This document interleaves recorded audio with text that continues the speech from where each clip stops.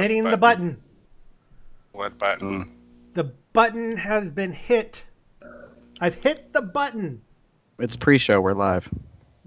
Oh. That's what he means. Well. And now there's no more funny stuff. That may help. Let me turn you on to silent. Let me go with this. That's not helpful. Come on. All I wanted to do it. They won't let me do it. What want to let you do? I want to just be able to see. There we are. Maybe this. Oh, that's background image. Let's pick this one. Hello. Hello. I'm ready, by the way. We're officially live, but we're not like video live. Right? Well, we are video live. We're because there is pre-show. Video streaming. Just the only video that people are seeing is our logo. Got it. I got the wrong screen up. That As I should said, we're actually not be video live. This one, the pre. Man. Oh my god, enough with the fan.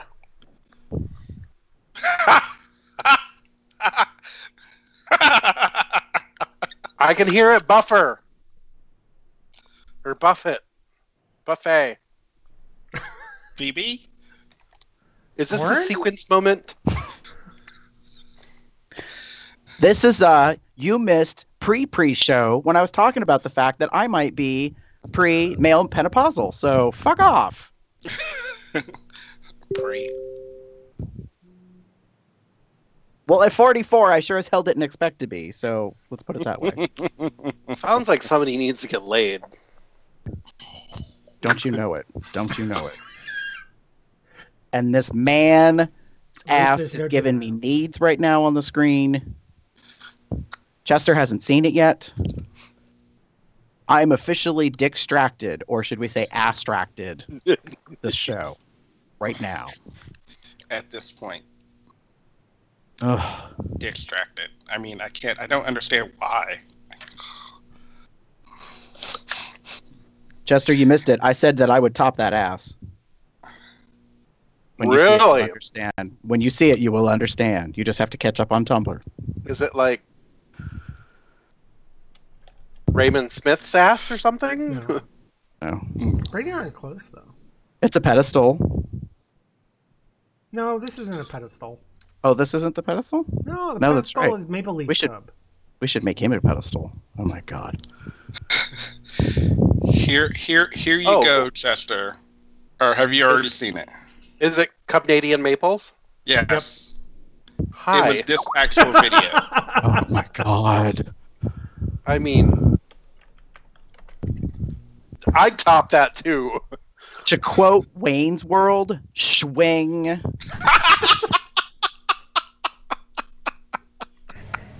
Oh, And Wow.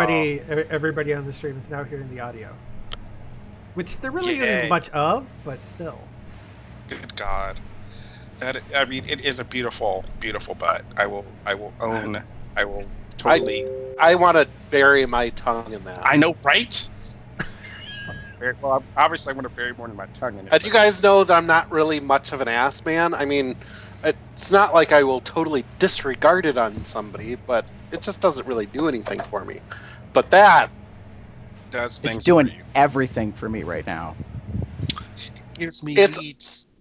it's all the maple syrup and hockey that they play. Right. It is that little triangle of hair Fur. that I is know. pointing directly into his ass cheeks right now. I am telling you. It we is. are. Fucking insane. Okay, so I don't normally.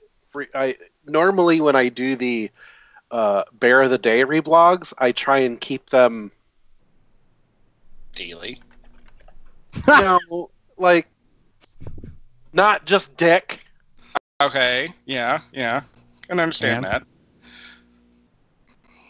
And while this isn't Oh. dick, certainly It's just still- ass. So you're gonna just put this in queue, right? Oh God. Yes. Speaking of we've been looking at ass and Maple Leaf Cub, and we were talking about Canadian Maple. I mean, Maple Leaf Cub's got a pretty decent butt too. Oh, he does. Ooh, Yeah.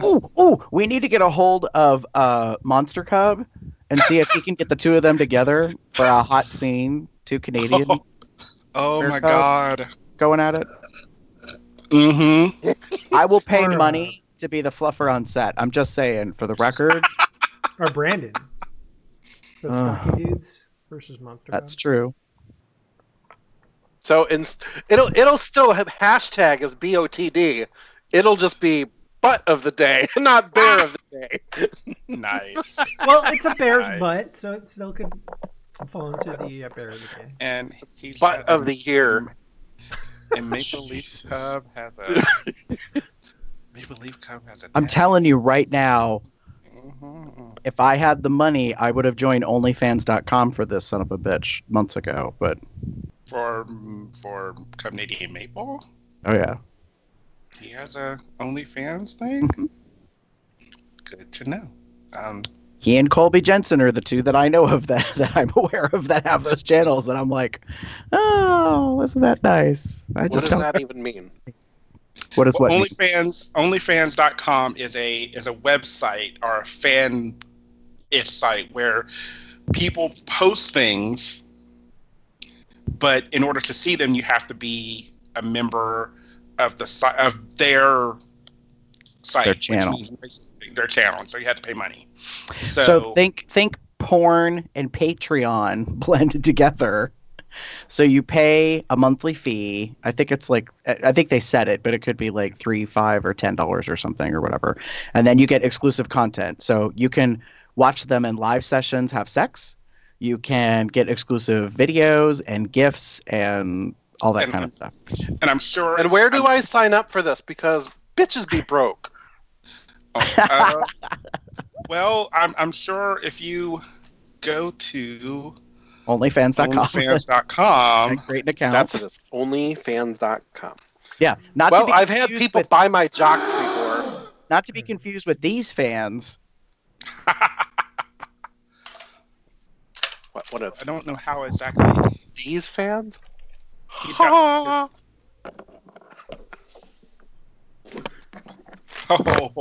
Mine's bigger, bitch. Yeah, but mine came It's not from about the- VH1. I don't care whose ass you pulled it out of. I pulled it out of Chi-Chi's. So it smells She like was handing Creole, them out. That's nice. or it smells like trash bags. Bitch. What you're saying is you're not a fan of Chi-Chi this season. No, all right. Well, That's no. That is tomorrow's show. That's tomorrow's show. That's another show. That's a totally different show. Leave that shit for tomorrow. Smashy says, Smashy, I think, likes that we've created a new concept, Porn Treon.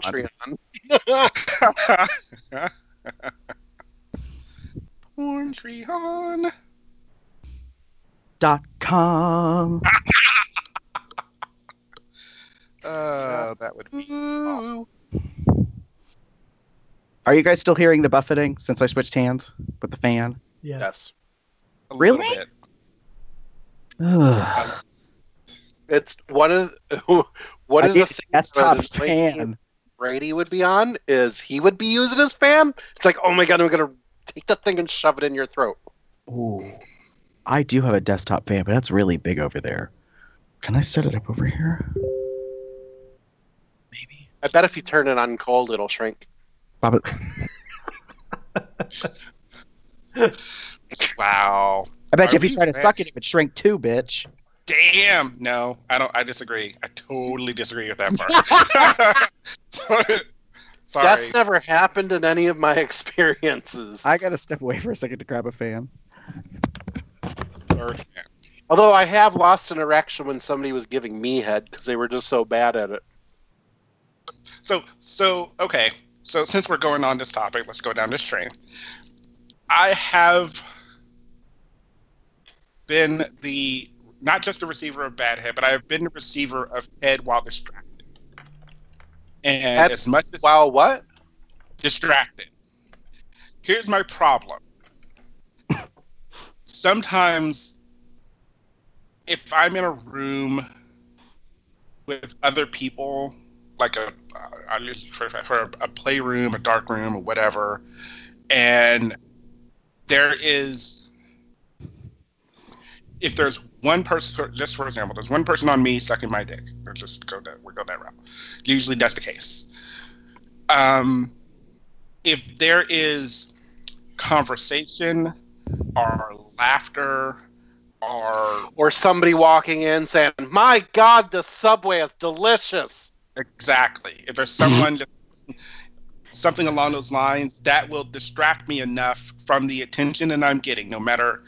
And if it is consistent or constant, I will, because it's just the nature of me. I have tried numerous times to not get distracted by what's going on around me, but unless I have earphones or earplugs in, and I'm going to hear other things going on. So if I'm in a room and everyone's kind of doing stuff, having sex, mind you, I usually don't have a problem. Sex sounds like,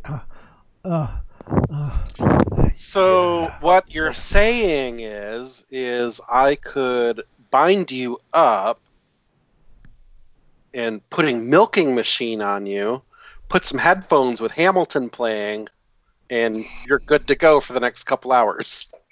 Not with Hamilton. Not Hamilton.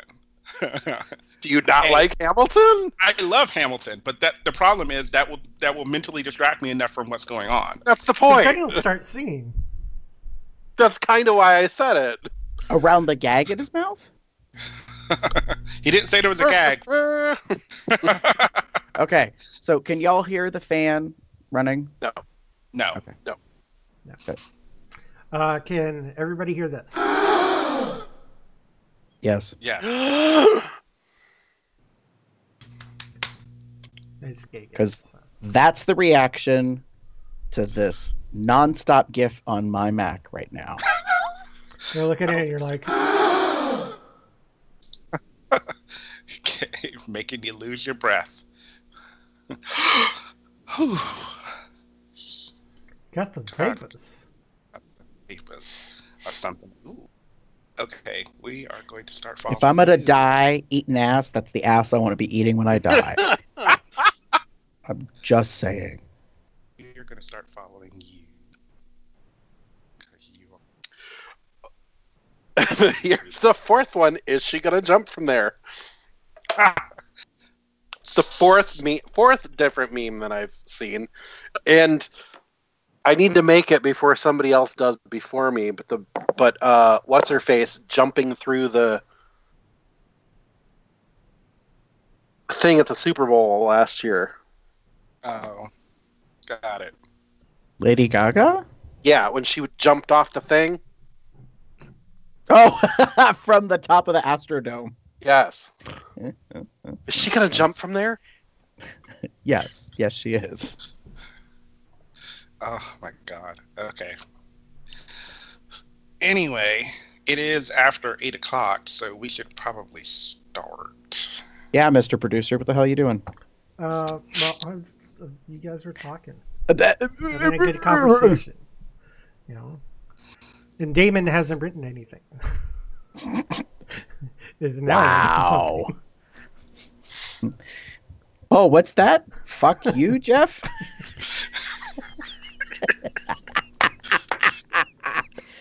I got one thing to say about that.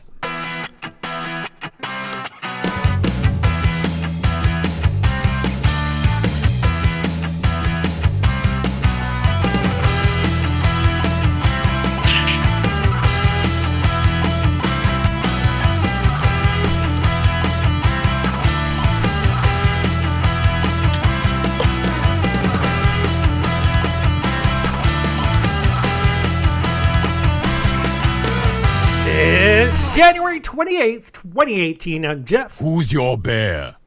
That's right. I am your bear. I'm Damon.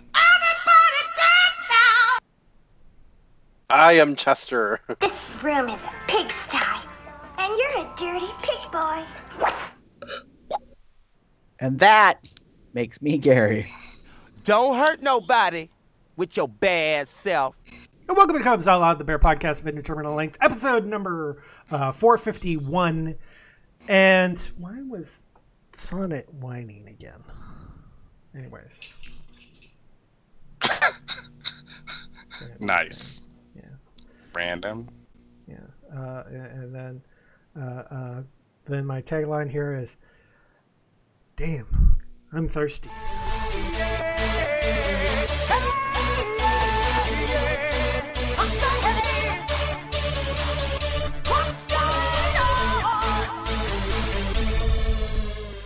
So a lot has transpired this week, especially Are you with really thirsty? Are you done?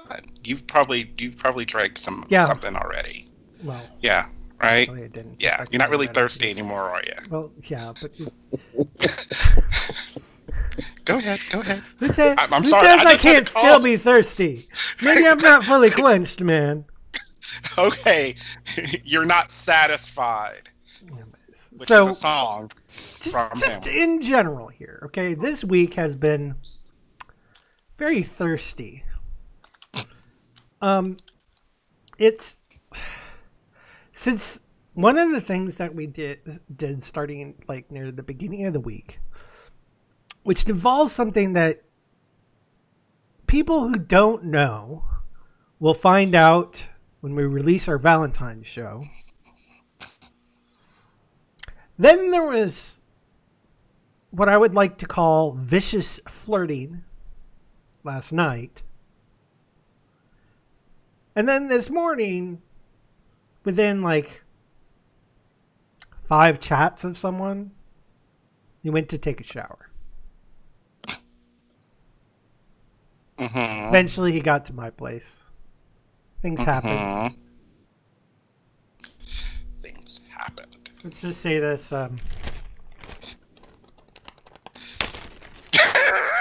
He got a cookie. He got a cookie. Ha! Nice. Pretty sure you mean he got icing on the cookie. Yes and no.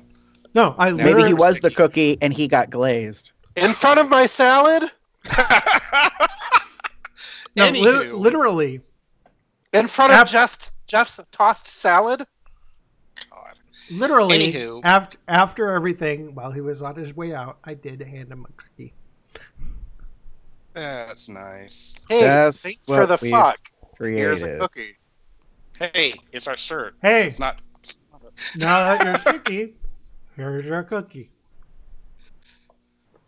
Well, cuckoo, cuckoo, go you. Congrats on getting some. And other than that, I just finished the third year of my third farm, or first year of my third farm. Sweet. Damon, I eat my cookie. Enjoy. So this week has been interesting. I had a really good conversation with my good friend Ben. We normally, it's weird. So almost every year something has happened, usually around the end of the year, New Year's Eve, New Year's Day. And we've had to talk about stuff, where we are. We have been through some shit together, and the good thing was we have a solid enough of a friendship that we are able to converse about those things and not let it get in the way of our friendship. So it was a good conversation to have. It was his birthday is actually tomorrow. They're having a dinner tonight, and I just figured out who you're talking about. Yeah, and he and I. It was good. It was a good conversation to have because we needed to re-solidify our friendship and reestablish our friendship with each other. So I was glad to have that. Unfortunately, he did literally the next day found out he had the flu. So I've been kind of dealing with some of that. Like, oh shit, I'm hoping I don't get sick. But I'm fine as far as I know, knock on wood. And I now have a few days off. So I had a few days left before the end of the fiscal year to get rid of, or else I lose them. So I took Friday, tomorrow, and Tuesday off work. So I'm just like, yay, and what am I doing? Nothing. I'm just literally sitting at home because I don't really have anything to do. There's not really a whole lot going on. So yeah, it's been nice to kind of not have to do anything, but it's going to be weird getting back to work. So. Cheers. Chester? Yeah. Just making sure he was done.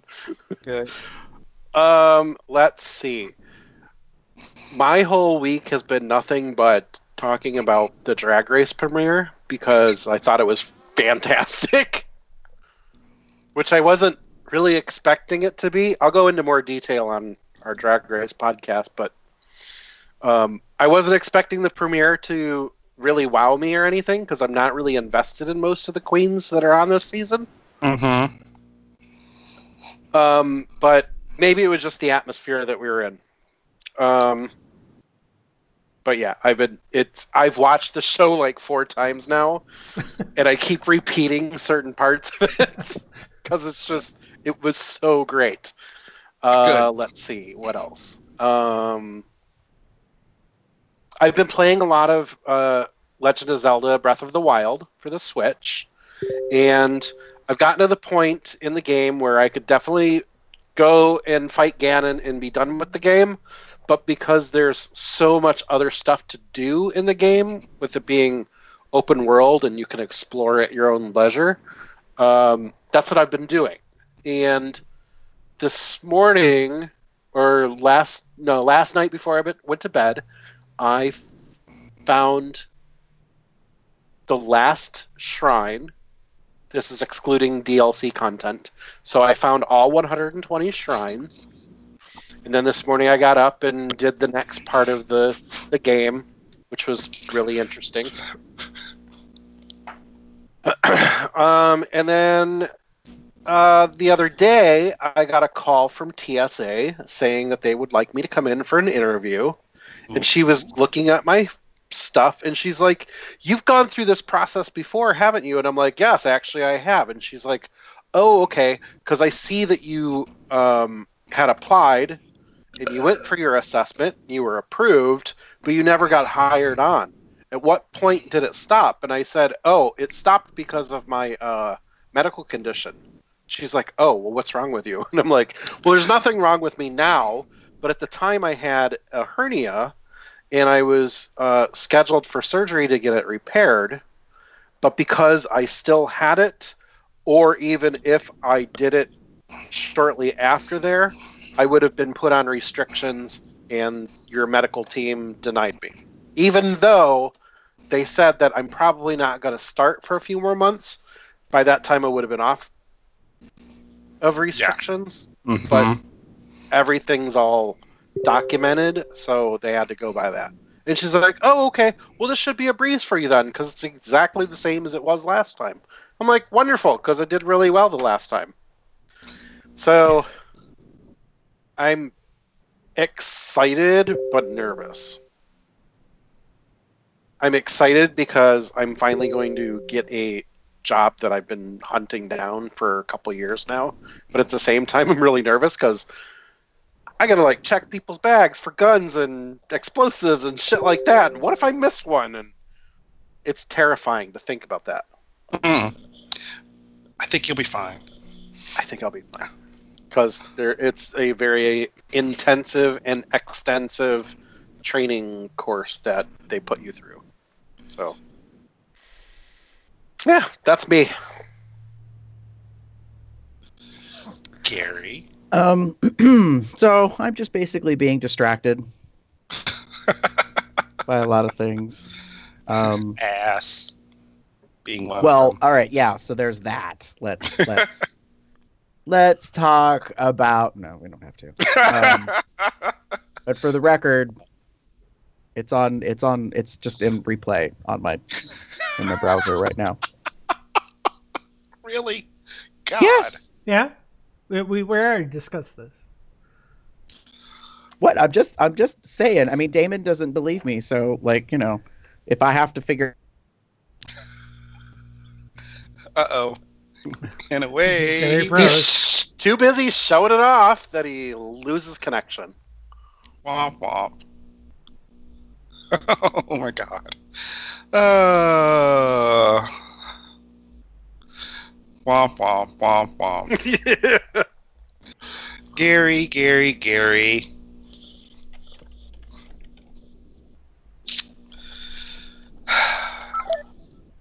Yeah, he's gone. Hey, he's gone.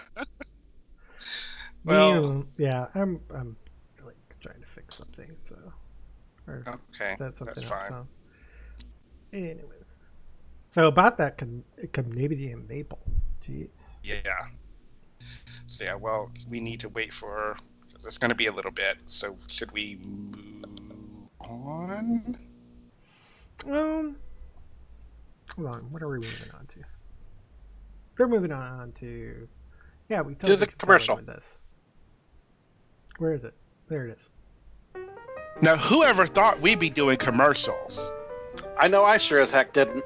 Being that we're a smaller scale podcast, we don't have advertisers knocking down our door to give us money, and that's okay. Which is why we want to take a moment and tell you about 2 really great ways you can support Cubs Out Loud. Over the past 9 years, COL has produced hundreds of audio episodes, and now we have matching video episodes for you to enjoy. This year, we introduced the new COL logo and launched our new merch store over at Zazzle.com/CubsOutLoud. Or you can also use the COL merchandise link on our podcast website to pull up the online store. Here you can take a look through a range of products, including t-shirts, hats, poker chips, underwear, backpacks, and various other things with the COL logo on them. And keep an eye out for new things to be added based on your interests and requests. We typically can be found showing these great items off in the video stream of our shows. Also, to help with our new format, we're doing YouTube video shows that help create the audio version. We have a GoFundMe campaign underway at gofundme.com/COLstream.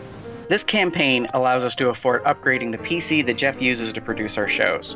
Plus, a better computer means better quality streams. And thanks in advance for not only listening to Cubs Out Loud, but helping support the podcasts too.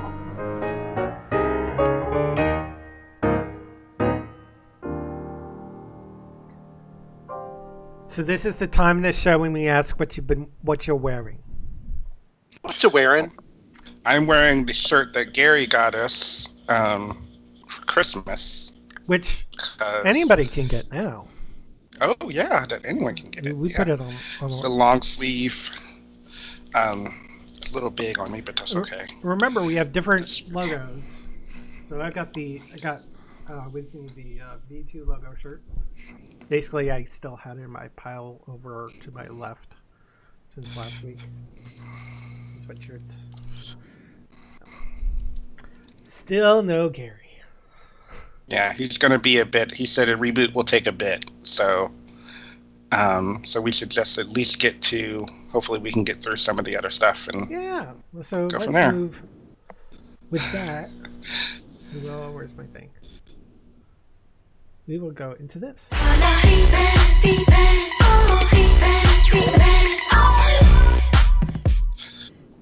All right. So over in Facebook land, we got a comment on COL488, our shutdown show. Sean Mulligan said, "Why was I not a special guest?" Lol. I mean, we didn't know you wanted to be a special guest, so what would you like to be a special guest about? Well, I think he meant for that show. So. Oh. We also have a new Facebook like. Adita Iyer is the name we're going to say. That sounds good to me. Yeah. And Damon, what's been going on over in YouTube land? What new subscribers? Sure. So over on YouTube, we have several new subscribers. We have, I'm going to say, Pericles Oliveira, Javier Estrella, Stud Outlaw, and Rika's Nightfall, or Rika's Nightfalls, excuse me, as I trip over your name. Welcome to us from Facebook, or not Facebook, YouTube. Yeah, Stud Outlaw, actually, I think he was like someone who was listening to us during our original shows. Oh. Like the TOS, the original series. Oh. Before you. Before me. Well. Welcome back. Over on the blog. Faithful listener. Over on the blog, we got a comment on the last episode, COL450, the gay genetics, from Chris Green, who is one of the people in our Telegram chat. Says, yeah. Dr. Cisco really nailed it. Great breakdown on the meaning of studies, how to draw conclusions, and method of explaining some complex genetics concepts to non-scientists. Thanks for having him on. Well, we love having him on, so I'm glad you enjoyed it. Yes, he's been really great. It's a Gary, kind of. He's working on it. We're working on it. Anywho. But surely. Over on the Twitters, we have Chef Nutria. And then on Tumblr, we have... I'm going to butcher the shit out of this. Omo Gordinho? Probably. Chubby5158. Thomas Booty. Tattoo Cub CA. And Barely New Gamer. And then we also got a Tumblr comment from Paint Chips for Pyromancers because I put his picture up as Bear of the Day, and he replied back to it. He's like, of the whole day? Yes. And because it's text, I don't know how he means that. Is he like, wow, I get to be your Bear of the Day for the whole day? Or... Yes. You can be my bear of the ever. Yeah, he's fucking adorable. Yep. Yes. He reminds me of cute. my friend Ewan over in Scotland, but Ewan is a ginger. Oh. But they look very similar. Ah. Well, there's that too. And that's all of our feedback. That's all of our feedback. So now we got one more thing before we get into our topic. And hopefully we'll have a Gary coming in soon here to help with that. But I'm sorry. I'm not sorry. We're going to put somebody new on the pedestal. What? Welcome, Craig. What? My proverbial house cub. Wow. Look at you being all, that is definitely a thirsty COO pedestal. Parched. We can't. Gary, you do not have a mic. I do have a mic. I just had to unmute. Because I was not trying to drop all my F-bombs while my shit was rebooting. So, hold up.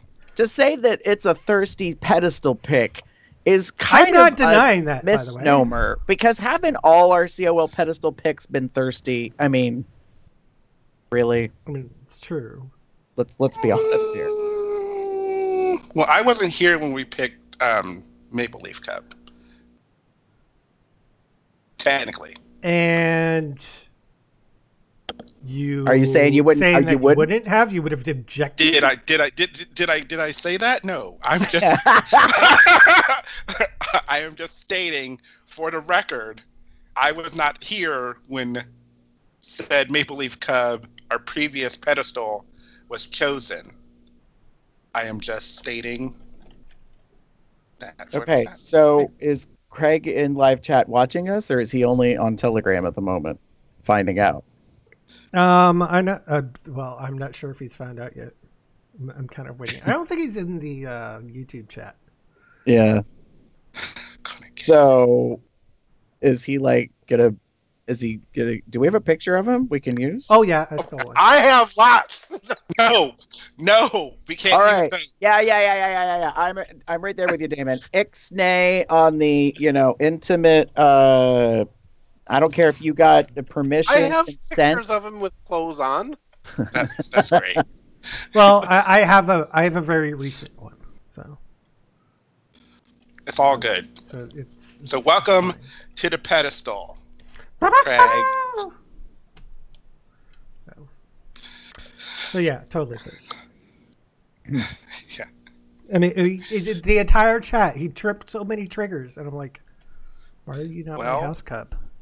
You'd still have your job. All I'd ask for you to do is cook and clean. I'll go do your shopping for you, and we'll play games for the rest of the time. It's like an ideal world. Isn't that He can bring his husband too. It'll be a nice triad. Anyway. I was waiting for that to come up. Somewhere eventually you would remember to say, oh yeah, and you can bring your husband too. Everyone's here. Yeah. So yeah. Anyway, if you go to Cubzilla.com and click the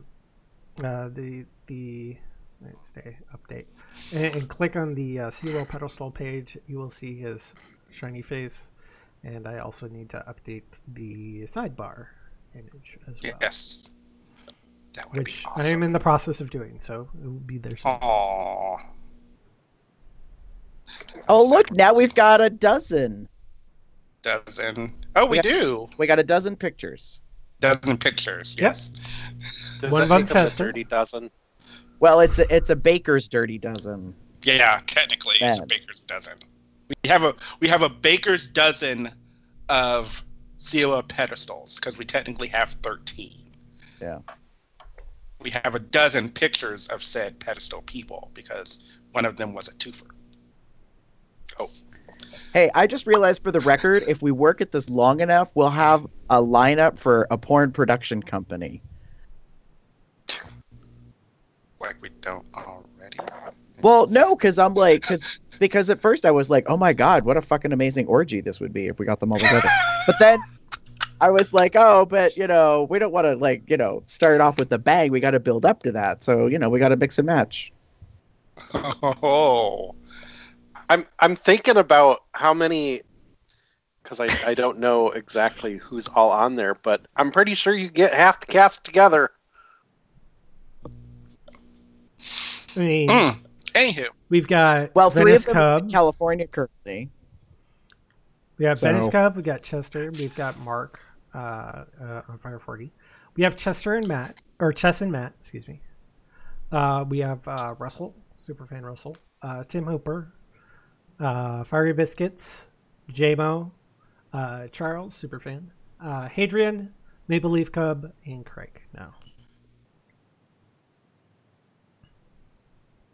yeah, it's no offense. As you kind of look at the pictures, like this does look like the back cover of a like early 2000s Bear Films porn. Seriously, like if you. I love it. Like. I mean, I could change the style of the gallery too. I mean, we have different styles. If you you'd have the two that are in the picture together, they would have been scene. Doe guy in the chat just said, we call it cocks out loud. I have been waiting years for that pun to come up on this show. Oh, fuck.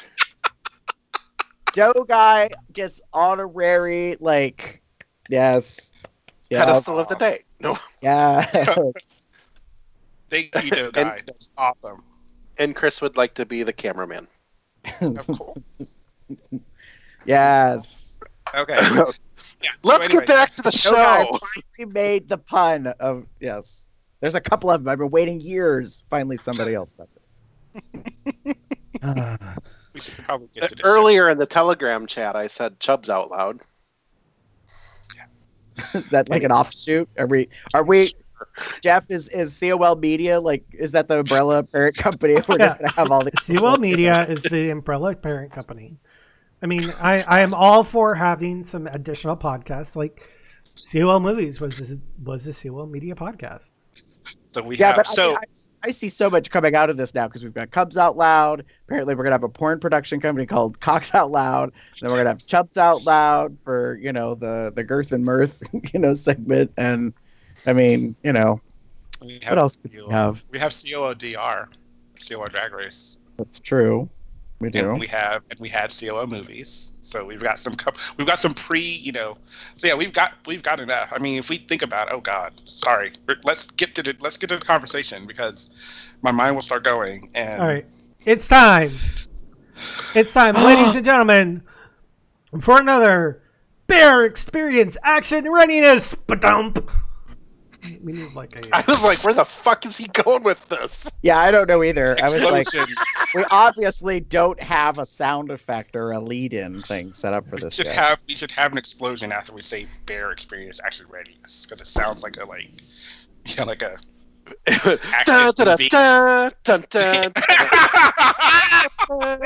what show is that from the 80s? A-Team? A-Team. Nice. Yeah, So we're going to be the C-Team, huh? Cock team. Cock team, Cub team, Cub team. A-Team.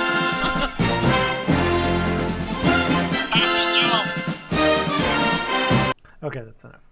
Okay. Yeah, let's stop. I just did a quick YouTube search and hit play. So. All right, Gary. So what are we talking about tonight? Well, y'all are going to talk about something from our Bear series. Well, I'm going to be thirsting over here looking at this mighty fine ass. Okay. No, so for those of you that don't know, I forget what the acronym stands for. Bear Experience Action Readiness, what I just said. Yeah, that's why you're the producer, because you could say shit when we forget. All right, so the series is meant to be episodes before we go on the road to events, activities. This one is titled Skin or No Skin. Topic is clothes that we take or don't take. Mm-hmm. So, Chester gave us some things to kind of focus on to take the mad gerbils running around and put them on wheels. Factors in our clothing selection. What type of event are we going to? Yeah. Could be an aspect of that. So is it leather? Is it pup? Is it bear? Or is it just gay? Like gay pride? Is it camping? Is it glamping? Is it glamping? Clothing optional resorts. That's what I mean. Well, we I think there's a difference between the type of event and the location of the event. True. Right. So the type of event I think falls into the category of is it a run? Is it a daytime activity? Is there an overnight aspect? Is there a playroom? I mean, and then also the location is a key piece. I used to work at Roseland Campground and Resort in Proctor, West Virginia. Hey, I can now talk about it as a part of my past with pride because it's been a long time since I've worked there. But so yeah, that's a big factor because it's clothing optional. So you could run around with your wang out all you want. Yeah, and that's funny. It's funny that you mentioned that. So clothing optional places have always been interesting to me because I get that whole you're pretty much you're as naked as you want to be, essentially.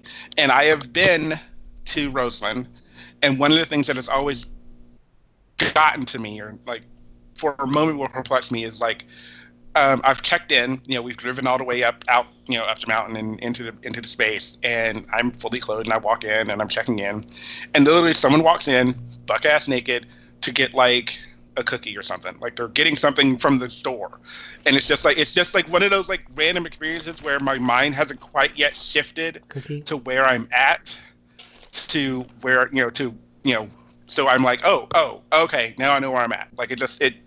It takes me a moment.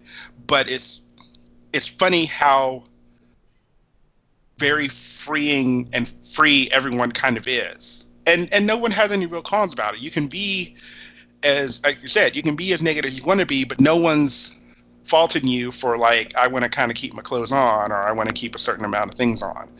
You know, when I was doing, when I've gone for a leather, it's technically a leather weekend, or fetish weekend. So I've gone, you know, and I've worn leather stuff, and I've worn my pup stuff and everything else. But so I'm usually somewhat mostly clothed. I think the only time I ever wasn't clothed was like the pool parties or something like that. I would get in the pool. I would normally get in the pool with nothing on. And on that same token, I knew people that were there. Like I had friends that were there, and just, you know, one of the guys who I was singing the chorus with was there, and he was buck ass naked, just like sitting there having a conversation with me, and it was nice and freeing, but also very, very distracting. He's a nice looking guy.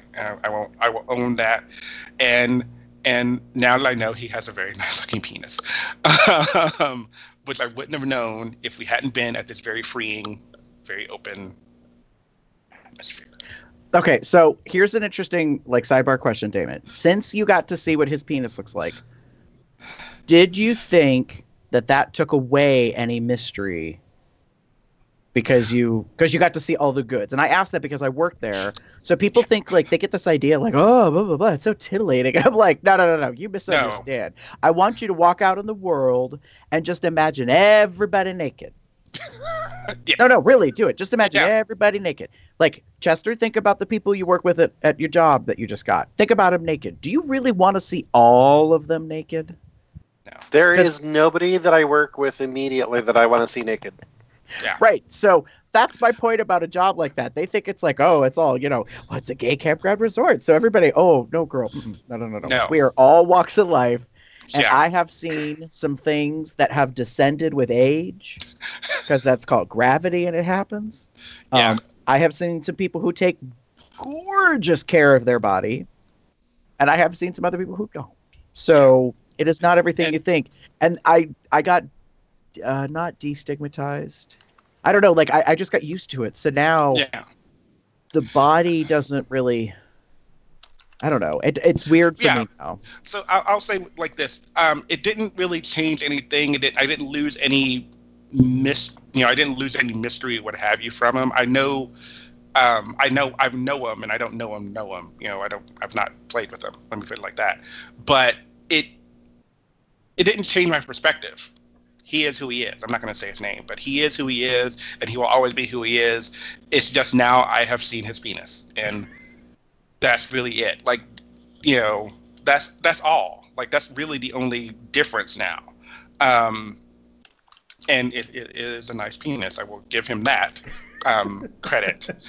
But on that same token, he's not someone I would necessarily be attracted to or interested in.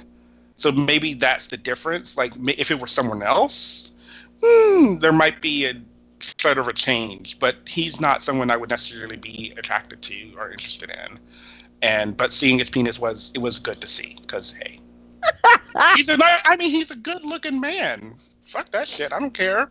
And so anyway, yeah. I just want that as a sound clip. I think that's great of hearing David say, he's got a good looking penis. So yeah, you know, we can cut that out. But yeah, so just in regards to, you know, clothing, you know, and things, I agree with you that the type of event kind of reflects what you're doing. Like, for example, I've been thinking about NAB for a while, and I'm realizing NAB is slowly kind of integrating a little bit of, you know, pup and leather and whatnot to it. So it's making my choices for what I bring with me interesting. Because I'm kind of blending everything together, because it's very much a stop. Hashtag complicated. Well, yeah. Because if it was just a bear run, then you know what those outfits are going to probably be composed of. But now there's a increase of leather and kink, which is cool. Nothing wrong with that. So that's a whole other section of the closet. Mm-hmm. And then like the pups are, you know, emerging in their packs and whatnot. So that adds another Yeah. that element there of things. there are certain things that I wear specifically as a pup that I don't necessarily wear when I'm out at a leather event. There are certain things at a leather event that I wear that I don't always wear at a bear event. So it's kind of finding, for me, it's a matter of finding things that I think would be either universal, which is I think I want to get into, either something that's universal or something that can go for the night, the evening, the event, the certain thing that's happening. You know, something that can kind of switch back and forth. For example, I have a really nice pair of leather suspenders they turn into a harness. I don't really do that much, but they're leather suspenders. I really like them. And to me, them with a t-shirt and some jeans and a pair of boots or sneakers is a good kind of universal look. The t-shirt can kind of give, I can wear a bear t-shirt and be fine. Or I can wear a pup t-shirt and be fine. Yeah, I think that's something that I pack in every run that I go to. Again, location and weather dependent. Yes. I would take it to TBRU with me, but I wouldn't take it to, say, Tidal Wave.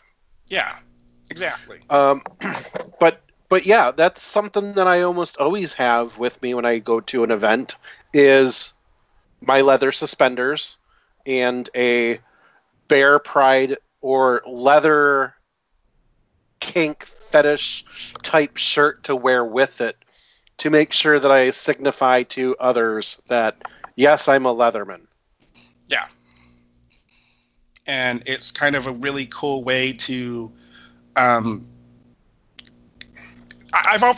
like t-shirts that can be potentially conversation starters. You know, I'll wear sorry, but it just reminds me of the one that Dane has that says, wait, what is it? Oh, this orgy is off to a slow start. Yeah. You know, he made a joke about wearing that to his husband's Christmas get-together. He's like, I don't think this would be appropriate to wear to my husband's Christmas get-together. You are correct. But yeah, so that's like my thing. Like I like shirts. Like, I have I call it a pup shirt, but it's not really a pup shirt. It was a t-shirt that T Turtle made, and it's Doctor Who themed. And it has a puppy as Doctor Who, and it has the TARDIS and all that stuff. And it's a really cute shirt, and it gets people really, there's definitely geeky people that get into Doctor Who, and they really like to see it, and they normally will say something about it, and they're like, oh, it's a really nice shirt, and I'm like, I like that. And it's funny, but it's just for me a way to kind of like start a conversation with someone.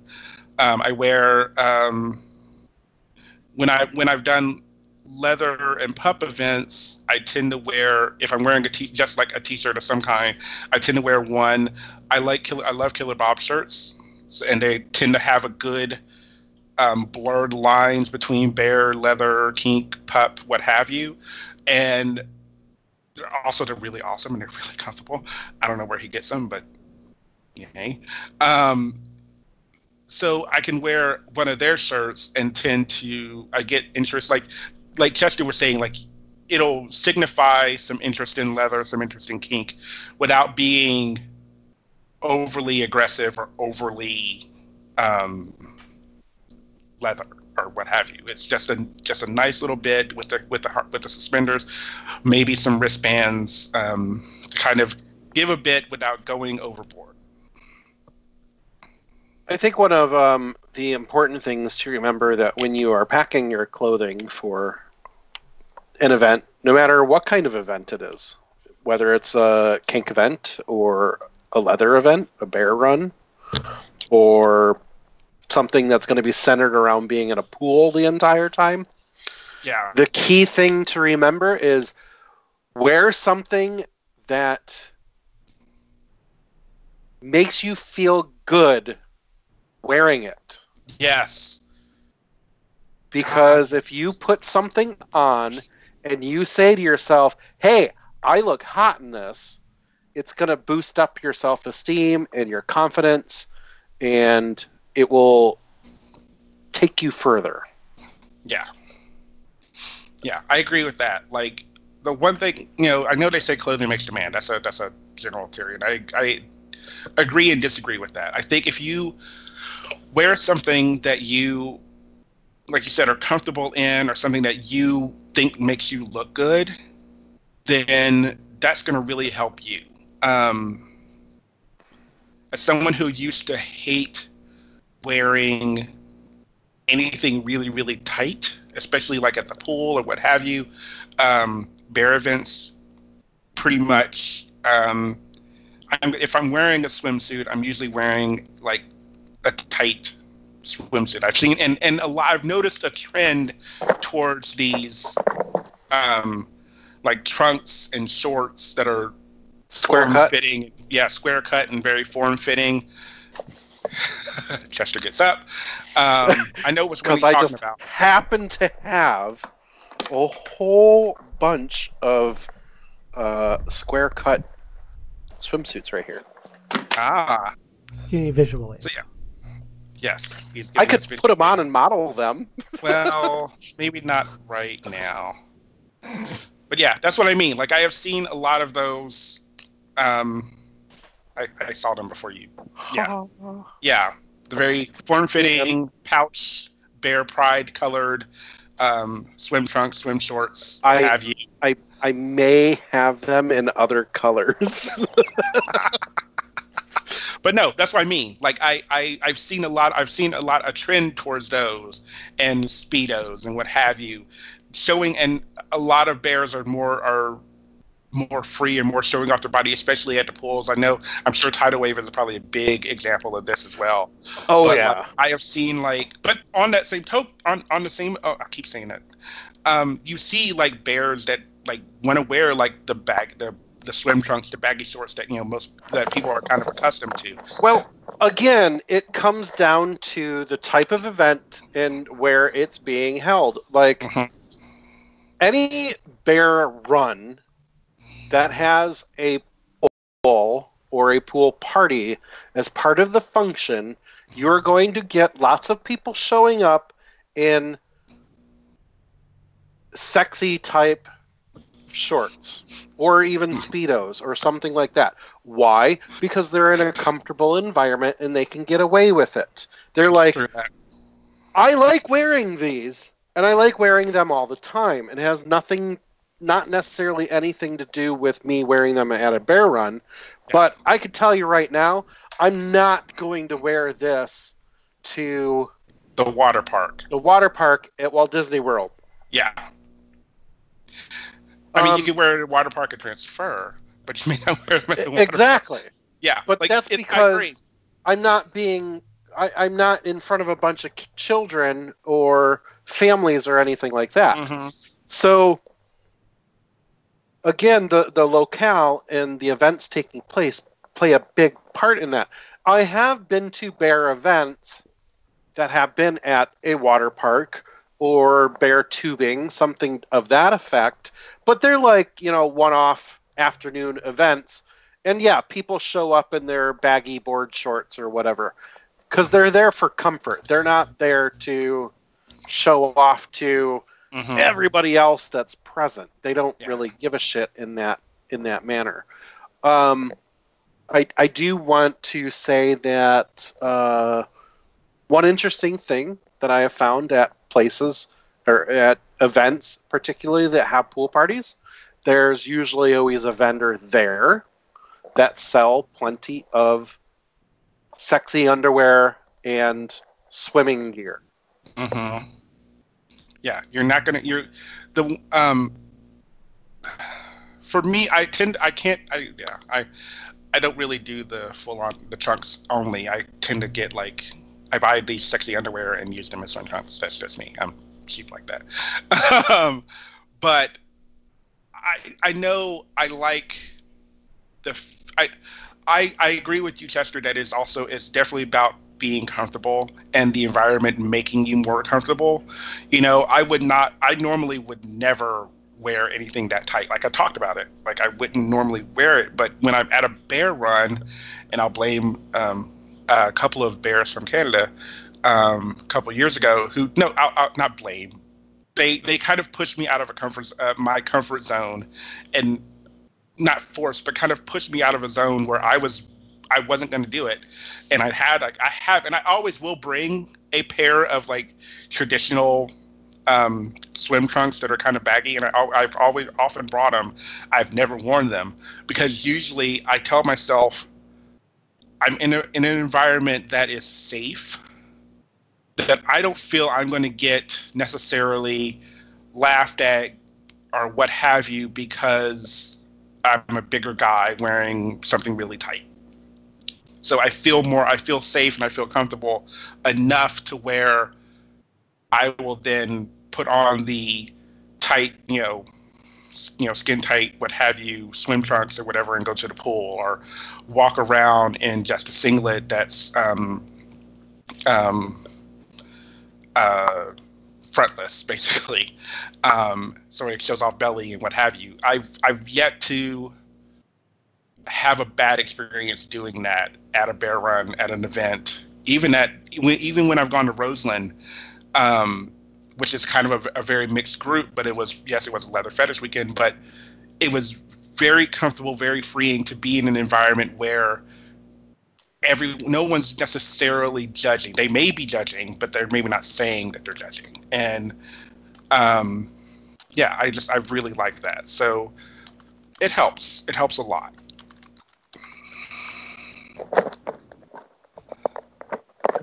I agree with you. So I'm going to kind of skip to the weather. Weather is also very important. As someone who overpacks a lot, I tend to pack for most variables. NAB, perfect example. It's February. I always overpack for claw. Yeah. February is going to be interesting because it's still technically winter.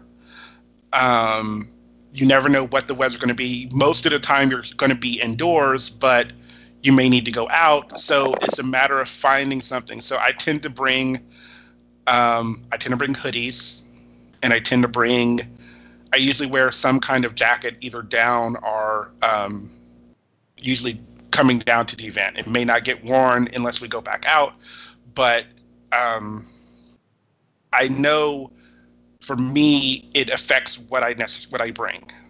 If I were going like Claw's a perfect example because it's April, but it's also Cleveland, Ohio, and you never know what's going to happen in April in Cleveland. I know last year it was kind of windy and it was fucking rainy. Cold last year. Yeah, but it wasn't like in the 20s. It wasn't that cold. It could have been close. It could have been colder. I remember Dane, Joe, and we went down to the Rock and Roll Hall of Fame for our VIP tour. And we were standing outside waiting for the shuttle buses that were taking forever, and we were just standing out there freezing our ass off. And yeah, it was damp, it was really windy, and it was cold, and we were just miserable. And we're like, fuck it, let's just walk. It's only 3 blocks. But that 3 blocks is a long 3 blocks. Gary. Gary is covering his mouth. No, I just think it's funny because Jester was like, it was fucking cold. Like, it was just like, God damn, it was freezing. Like, it was about cold. the weather at Claw. Well, it was cold. And it was, yes, it was unseasonably colder than people expected for Claw at the end of April. I mean, I have to admit, I'm running around in a kilt, and I'm like, motherfucker. Like, Yeah. But at the same time, I was like, well, you just... Yeah. It just comes down to, put it in perspective of NAB last year. At the beginning of the weekend, it was somewhat warm. It was in the high 50s, low 60s at the beginning of the weekend. And I remember when I got to the host hotel for NAB, I walked in there in shorts and a t-shirt. But by the end of the weekend when I left, I was freezing my ass off. Yeah. Because the weather had changed that quickly. Right. So that's why, like, when Damon says he overpacks, and it's kind of like, yeah, but for this time of year and where you're going, you kind of, no offense, you have to plan the seasons, like, and pay attention to, like, all right, April for my event for Claw. Yeah. Like, you're going to have to basically have warm weather, wet weather, cold weather, like variable pieces, and or be prepared for layers. So like I'm gonna run around in a tank top and short shorts, but also be ready to put jeans and a long sleeve shirt over that, and then also a jacket and a hat and boots. I mean, just like something. Yeah. Well, like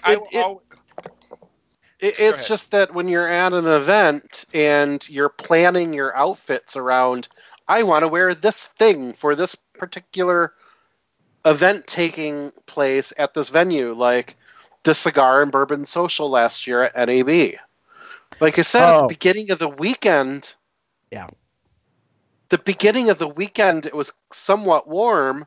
So here I am dressing up for the Cigar Social, and I've got on jeans and a t-shirt and my leather suspenders, and I go downstairs, light up my cigar, and I'm like, fuck me, it's cold out here. And because I didn't plan for that. I didn't have a coat with me or anything. No, and that's the thing. Like, we're all standing out on the outdoor patio because we couldn't smoke in the tent. We had to smoke outside on the patio, and they didn't have heaters NAB. there running. Right, at NAB. So I'm standing between Cubs's and Fox Bear.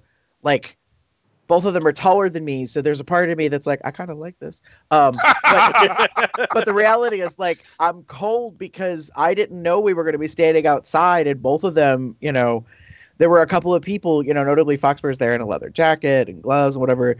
So he kind of knew, but it was a learning lesson where I was like, oh God. So like when I went to Claw, it was one of those things like, if they're going to have an outdoor smoking kind of deal, be prepared to, you may have to oddly leave a hotel with some heavier stuff on because the smoking deck or tent, whatever, may or may not necessarily be heated, and you're going to, you may or may not be in direct wind.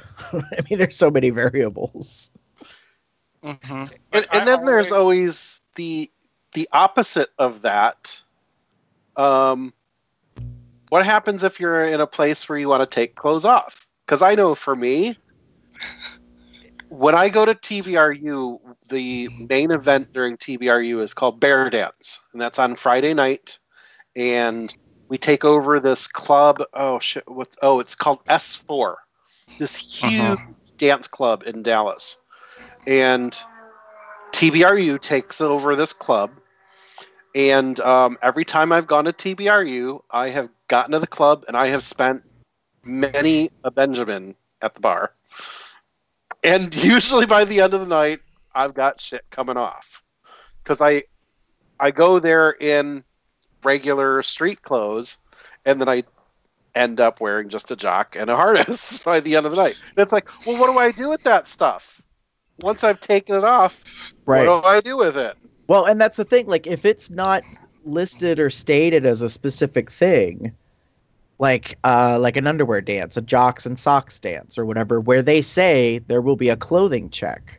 So I can give somebody my stuff and they're going to put it in a bag, a box, a locker, something, and kind of keep an eye on it for a couple bucks. Otherwise, you're on your whatever. I mean, that's one of the things that happens with our event is people come to the hotel that are not staying at the hotel, the host hotel, and we're having a pool social, and they show up and they're like, well, where do I go to change? Well, it's a hotel. It's not a water park. You know what I mean? So it doesn't have facilities like a locker room and all that kind of stuff. Because the way it's built as a property, everybody's in the pool is supposed to be staying in the hotel. So everyone's supposed to be, they have their own guest room with a bathroom and stuff like that. So we've had to figure out, well, how do we address that kind of, and stuff like that. So it's always been interesting to me, like what you do with shit when you're stripping down. What do you do? Well, some words of advice are never wear something that, and this is going to sound petty, but never wear something that you wouldn't mind potentially losing.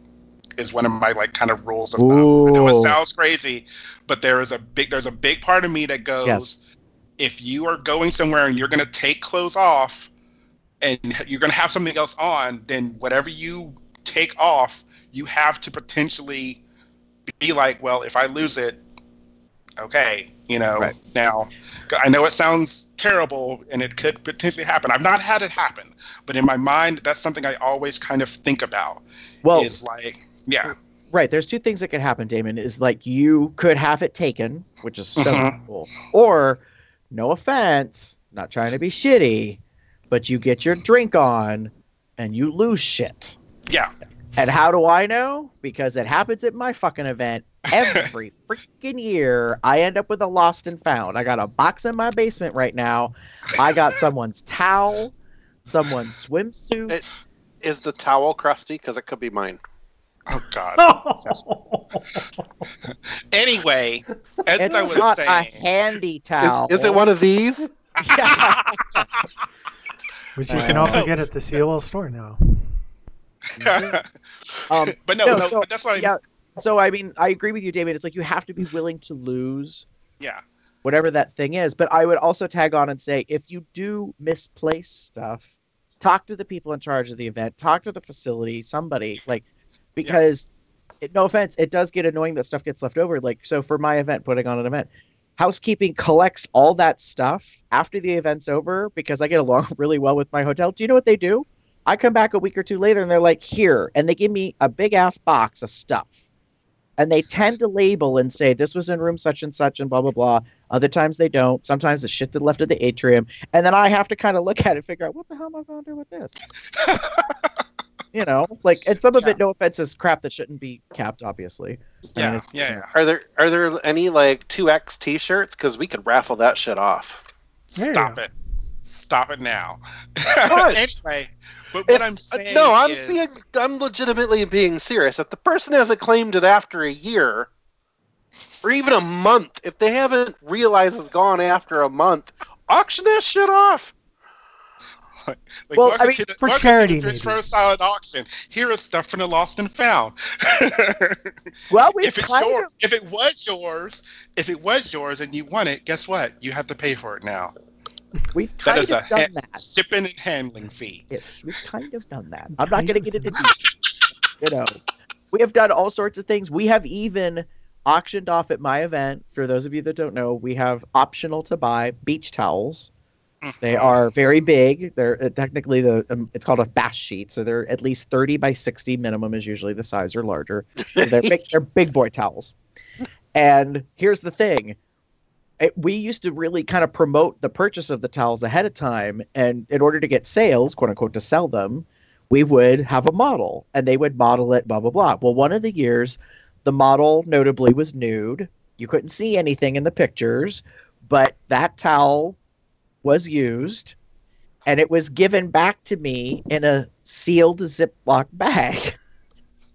And they said, this has been unwashed.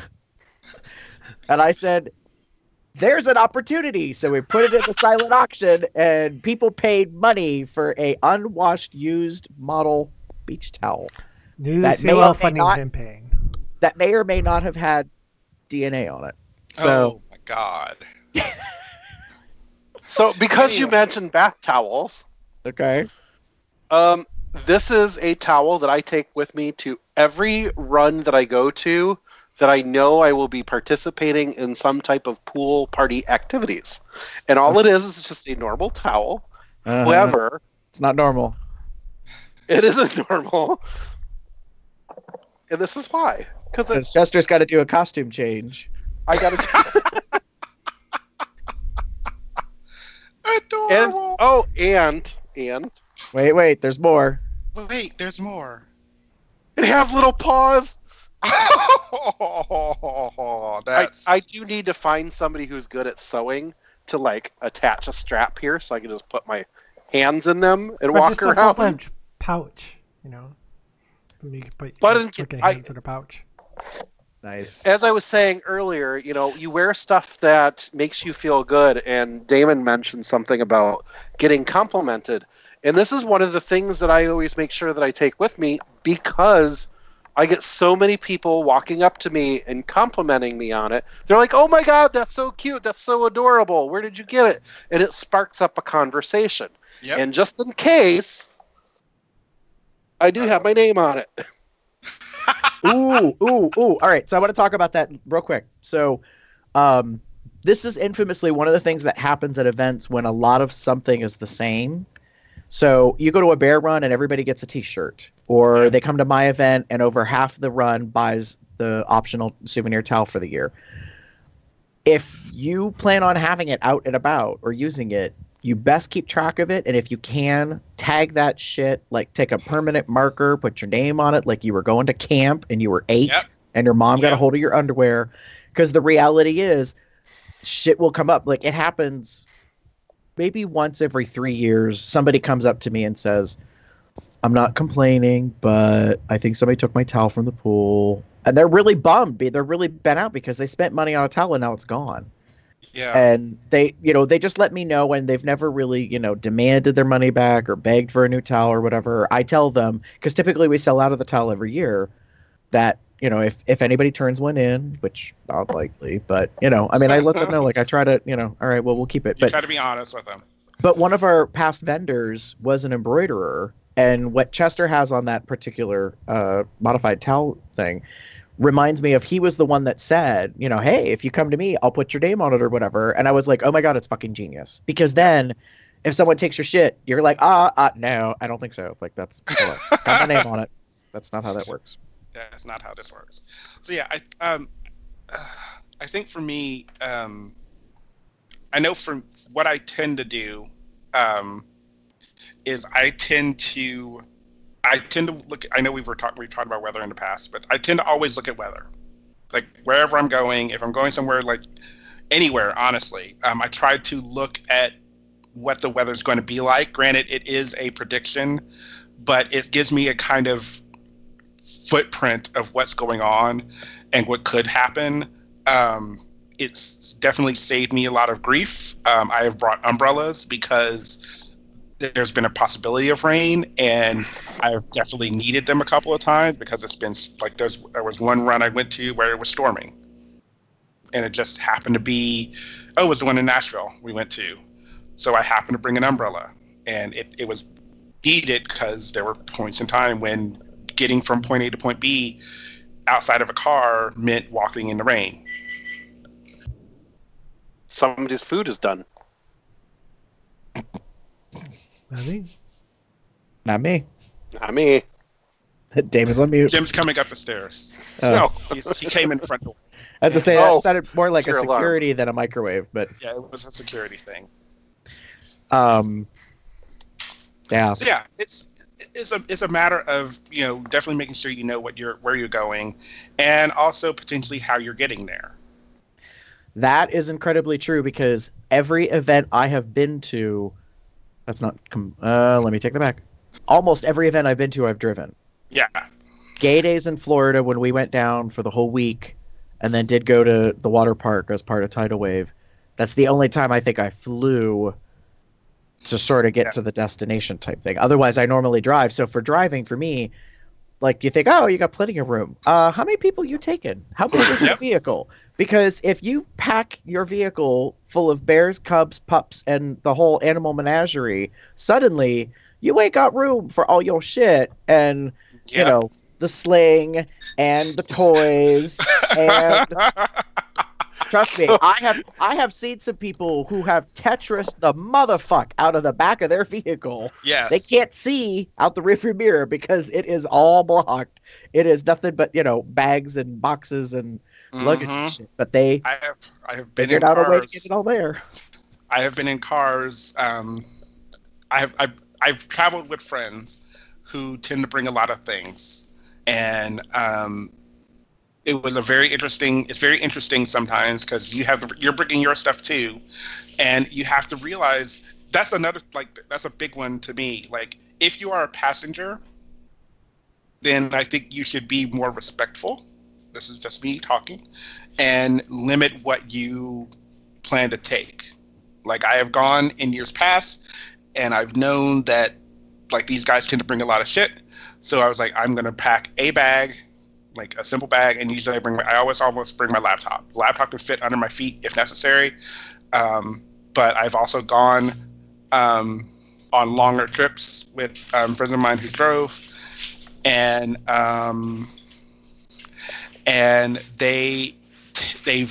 we've brought a lot of stuff, but they tend to have a vehicle that accompanies bringing a lot of stuff, so I don't necessarily have to worry about overpacking. So I've brought like 2 or 3 bags. So it always depends on who is driving and what kind of vehicle they have. If you're driving my car, now I'm sure Chester can talk to us a lot about when it comes to planes and traveling to events. Sort of, yeah. Yeah.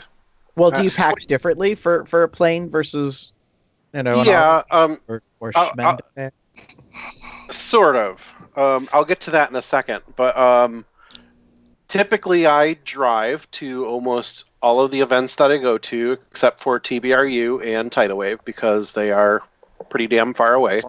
And part of the reason why I don't fly to events around this area, well, now I live here, so it doesn't take me 16 hours to drive here.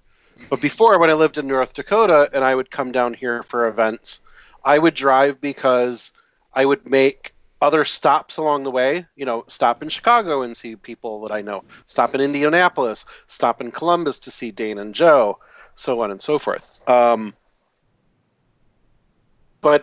this past hibernation, I met up with Jack in Lexington and rode with him from Lexington to St. Louis.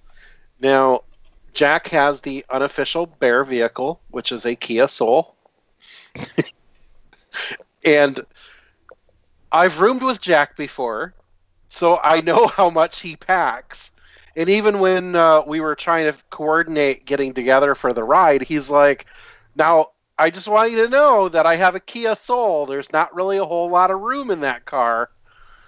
And I did have to strategically pack what I was taking with me to hibernation and what I wasn't. And it came down to, I'm most likely going to be doing kinky play, so I need this stuff. I need this for my clothing, and it's somewhat chilly, so I need to make sure I have this type of clothing. And things I left behind was photography gear. So I didn't do any photos while I was at hibernation. But other places, when I know that I'm going to be doing photos for people, like set up like a mini photo studio, I have to take that into consideration too, because that shit takes up a lot of room. I drive a Wrangler, and I know that I lose probably 10 cubic feet of room just in photography gear if I know that I'm doing photographs for people. So when it comes to traveling by plane, I'm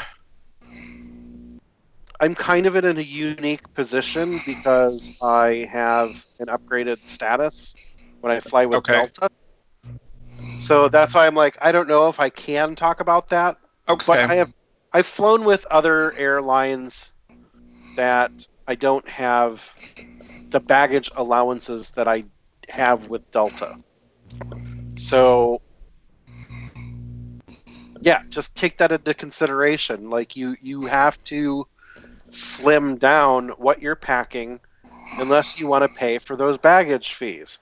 I don't know any airline that's in operation today that if you're not some type of elite member with them in some fashion, that you're not going to pay for baggage fees. Okay. What I mean by that is your large checked luggage. Yeah. Apparently, Southwest is free. I'm assuming it's probably only one bag, and there's probably a 50-pound weight limit, because that's what most. Yeah, it's 2. Anyway, I get what you mean, and that's kind of what I want to talk about. Like, because you do have to understand that you're probably, if you don't want to pay extra for it, already paying for a flight, then you want to be careful about what you're packing, unless you're. I mean, hell, I flew Frontier to go to see my friend in Fort Myers, and Frontier is the airline. It's really inexpensive to fly, but everything costs They money. nickel and dime you to death. Everything costs money. Oh, so, you want some peanuts? That's $2. You want a Coke? That's $3. You want air? Yeah. Well, that's kind of free, but I know what you mean. Charge you for it. But they're so you definitely have to understand. Like when I've gone, when I have flown, even with Southwest or wherever, I always try to pare down a little bit because I don't want to go. One, I don't want to go over 50 pounds, and then two, I usually will I always at least check a bag, no matter where I'm going, no matter how long I'm flying or how long I'm going to be there, because that's just me. I know I'm never going to be able to pack into one check bag or one carry-on bag. I know myself. I know I'm not going to do it. No matter how long, even if I'm going to be there for a couple of days, I know myself well enough to know there is no way. Now, sometimes I've gone with just the check bag, but I did that this past year when I went to Oregon, Portland. I did just a check bag. Now I had my laptop bag with me, but you can't really put anything in there, like toiletries and extra set of clothing or what have you. You can't really put that in a laptop bag, somewhat. Anyway, but yeah, like you really do have to take that into consideration. Luggage requirements and whatever. And again, for the kinky leather people on the podcast and on the show and what have you, you also have to take into consideration what else you're taking with you, because there are certain things that you need to be careful with in regards to putting it in a bag and checking it or not checking it or carrying it on, what have you. I know several. I've had. Go on, because I've never had any problem, and I've carried lots of things with me. I've had a few friends who, I'm talking like equipment. I'm talking like people who bring I've had friends who bring slings and stuff. Yeah. And they've flown with them, and you technically do have to check it. You can't just, Well, yeah, because it's a very large bag. Yeah. It's size. And some people have question some things anyway, but I'm just saying, just be understanding, be respectful of those agents who are doing their job, really. And also, I know several leather folk who will bring like their title vest and what have you, and they'll either wear them. Usually they'll wear them because they don't want them to be folded up in a bag, or they don't want them in the checked bag. Sometimes they do, sometimes they don't. It always depends. It varies.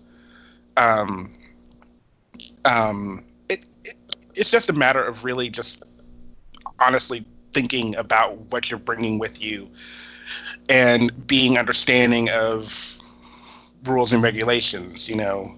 That 64-ounce bottle of lube you probably shouldn't bring on the plane. Okay, well, just to clarify, you were talking about carry-on and not checked luggage, because correct. I wanted to make sure that was clarified, because I have flown international with tons of kink gear. Not literally tons, like 75 pounds, because that was my max. I know what you mean. But I have filled a normal size luggage case to its capacity with nothing but leather, fetish, and kink gear, including my Violet Wand kit and my E-Stim kits and chastity cages and floggers and tons of stuff. There's nothing illegal about you taking that stuff in a carry-on bag. In a checked bag. Yeah. But when it comes to carry-on, that's when you have to be decisive on, do I take this or do I not take it? Yeah, because your gallon of lube, don't take it. Your 3.1 ounce bottle of lube, you can take that. Just put it in a plastic bag before you go. Yeah. Well, and I think part of it comes down to utility. Like, do you really need to have it? Is it necessary? And one of the benefits but it can also be kind of considered a downside to living in today's day and age is that we have so much disposability. Like, so when I travel, sometimes I think to myself, I'm like, do I really need to take that? Is it absolutely necessary? Or can I replace it when I get there? Yeah. So that's another key piece is like, oh, well, I don't really need to take this because I can run to the store and get one if I need to. Like Right. that's and it's something inexpensive, not a piece of equipment per se, but it's just one of those things. Like I used to try to make sure I had everything with me, and now I'm kind of like, oh, is it the end of the world if I get there and I forgot my socks? No, just go to the friggin' store and buy some more socks. Like and that's the upside of disposability and income. You know what I mean? That you have that you can kind of do that stuff, but not everybody does, and that's understandable. There was a time in my life where I couldn't even go to events, let alone go someplace and think like, oh yeah, I kind of need to. I forgot this. I got to go pick up whatever. So that's where I would say like what works best for me is when I'm deciding what I'm going to take is making lists. So I make the list, and the list usually breaks down to a couple categories: toiletries, attire, apparel, which is clothing, the extras, and then electronics. Electronics is its own goddamn category because I've got cell phone, tablet, the Batteries, MacBook, chargers, right? wire. Every goddamn cable imaginable, the backup, the extra battery, extent, all that. A shit. mic, which you don't need because your MacBook doesn't have a port.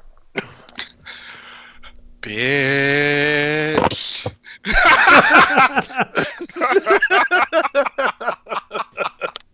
I need one that stands for charisma, uniqueness, nerve, and talent. Apparently. Wow.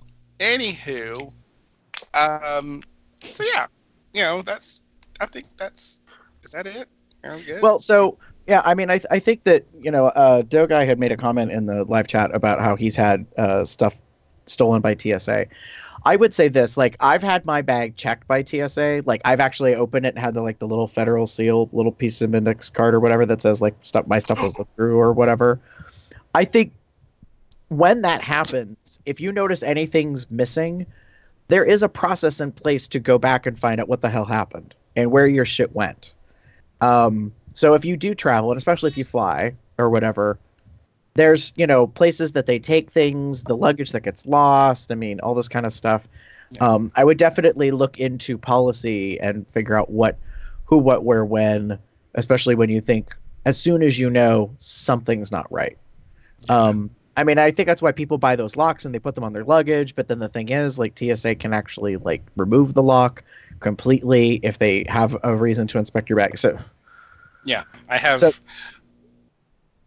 I have travel locks on my stuff that is actually TSA approved, and they technically have a key that they can use. Now they're supposed to, if they do have to get in my stuff, they are supposed to use the key and unlock it. Now they may not, but I want to retract something that I said that I have traveled quite a bit with kink gear and things like that and have never had an issue. However, on at least one occasion, I want to say two, but I know for a fact on at least one occasion, I have had something of my sex toys removed, and that was a bottle of Maximum Impact. Because this is an aerosol, and it's not hairspray and under a certain size, even though this was in my checked luggage, they removed this. And they I got one of the pamphlets that say TSA has gone through your bag, blah, blah, blah. They wrote, they didn't say exactly what was taken out, but they cited the code on why they were taking something out. And it was like, we've removed such and such item because of whatever code number it was. And then I looked it up, and it was aerosol canister, blah, blah, blah. That's not within their regulation. And then I had to think about it. I'm like, what the fuck did I have in there that would have been, oh, my poppers. Son of a bitch, that thing's $25. Now, what I want to know, Chester, is underneath the pamphlet from the TSA on what they took, did you get a thank you card? No. Oh, fuckers. Because that actually would have been the polite mismanners and funny as shit thing underneath your pamphlet. Like, because then you would know right away that the TSA agent that took it liked it and probably benefited from it. But I have flown with this quite a bit. There was the one time that I know for a fact that it happened because I remember looking up what that code was and then realizing they took my poppers. I want to say there was a second time that it happened, but I don't recall them actually flagging my bag or telling me what it was for. I think that was more of, you know what, I could swear that I brought a can of poppers with me, but it's not in my bag. So it makes me think that they probably took it out. But I know that I flew somewhere else not too long ago, and I put this inside my toiletries, and it was not taken out. And I'm assuming it's because it was with shampoo and soap and other things. They probably didn't question it. Like, oh, Right, that's I mean- probably hairspray or something. Right. I mean, and that's what I think, or spray deodorant. I mean, and that's what it, impact hairspray. because it gets everything extra stiff. Yeah. So, right, and I think that's kind of what it comes down to. Like when I travel, my backpack, I have a traveling backpack that has a slot, a zippered area in the back for laptops and that. When I take that, I have to practically not pull everything out of it, but I pull quite a bit. And even then I know, like when they run through the x-ray machine, the TSA does this. Like they look at it about 3 times because it's full of cables.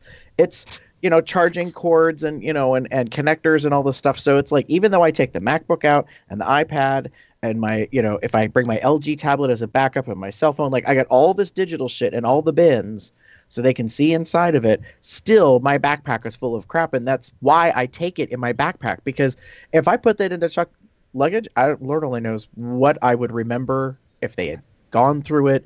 Mm-hmm. Like it'd be too late by the time I'm like, oh motherfuck, we're supposed to go live in 10 minutes and I can't find that stupid connector or whatever it is. Like, so it's just one of those things. So when it comes to like, it's a little off topic because I think the focus was on apparel, like skin or no skin. But yeah, I mean, you just kind of have to think. Basically, I hate to say it, and I think this is kind of our one theme that comes up in these shows is planning. What's the location? What's the weather? What's the event? Think about what you're going to take and what you're going to do. And the reality is, I am not this person, but I applaud people who are minimalist and simplistic, and they don't really hardly take anything. Yeah. I mean, they're not doing, the bird cage with just a toothbrush in a holder, over their shoulder kind of thing. That's why I'm packing light. Yeah. Because you're not going to Las Covitas, which is a cemetery. The reality is you are, some people could do that. Like they can take a pair of jeans, like maybe, one jock and 2 or 3 pairs of I was going to say, socks, and like, no shirts. There's always some joke about, so-and-so making a post on Facebook.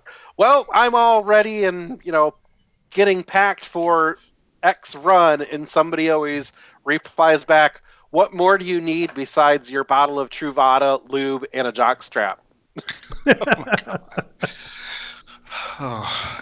Which They're not it runs, is- they're orgies.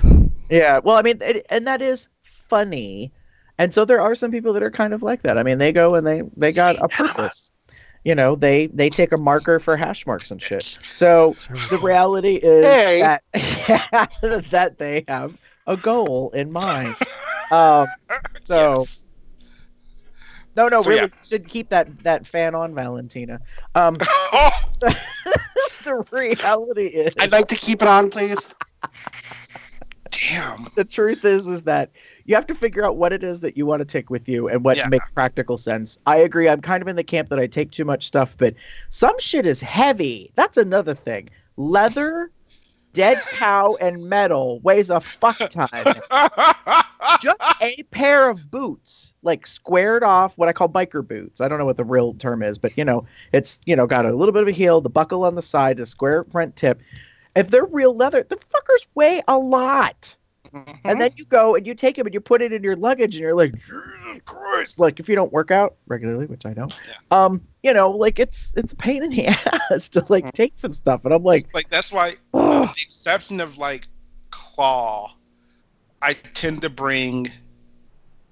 I call them my travel pair of boots. They're a simple, small pair of boots that are universal enough to universal enough to where I can wear them and not have to worry. They fit the theme, but they're not like super fucking heavy, and they're not overly like ornate. They're just meant to be like a boot I can wear. If I'm wearing jeans, you don't really see the rest of them anyway. If I'm not wearing jeans, if I'm wearing a kilt or what have you, it's a decent boot. It's not a awful. I just bring my jeans, some t-shirts to change into, maybe some underwear. Yeah, Maybe. Maybe he freeballs it. Yeah. So I mean, like, but I had one pair of boots, and then at Claw 2 years ago, a friend of mine, Brandon, I was talking to him like, oh, I might want to get another pair. And he's like, oh, you got to talk to this guy. So he takes me to the one vendor, and I bought a pair of Corcorans that I had to order because I have small petite feet. And he didn't have any in my size. And, plus that's my problem. I got small petite feet and like big like calves. Like, so that's a problem. Yeah. Like, footwear that goes up. But no, so it was one of those things. So now I got 2 pairs of boots, and now I'm like, ugh. I'm like, if I take both of them, or I got to figure out what to take, one's lace up, one's not. And so, yeah, you really kind of need to think through that stuff. Like for me, the location climate is a big thing, and looking at like the themes and that kind of stuff. So like, are there dances? Is there something that's going on with that? Am I planning on having my picture taken? So for instance, like I went to Indy, I had Chester 2 headshots for me. So I was thinking ahead. I'm like, okay, and he had said to me, because he's a professional photographer, he's like, what do you want to have done? And I was like, I don't know. So I had to think about it. And I was like, well, let me take a polo. You know what I mean? Like I was kind of thinking of some things because I wanted some specific kind of looks. And that's a whole other thing. Now, luckily, that's just, headshots. So I only needed to bring a couple shirts. But still, that's more stuff I got to think about to pack, because unfortunately I don't think I can put a topless shirt on my resume. yeah, that would not be the not for what thing. I'm thinking of right now as far as jobs go. But yeah, I think you've got to kind of figure that out. So we kind of had some references to the times of day, so to speak. Day wear, evening wear. We don't have night wear, but it's the same thing. Sexy time. Are you going to wear something on purpose to get your freak on, or swimwear? All of that kind of comes into play. Swimwear, as a quick side note, if you have more than one pair of trunks or whatever it is you're going to wear, I would suggest taking more than one if you can. And the reason why is if you go to an event that has water activities, those being at a pool or a water park, you may find that it's helpful to have another pair because they don't always necessarily dry very quickly.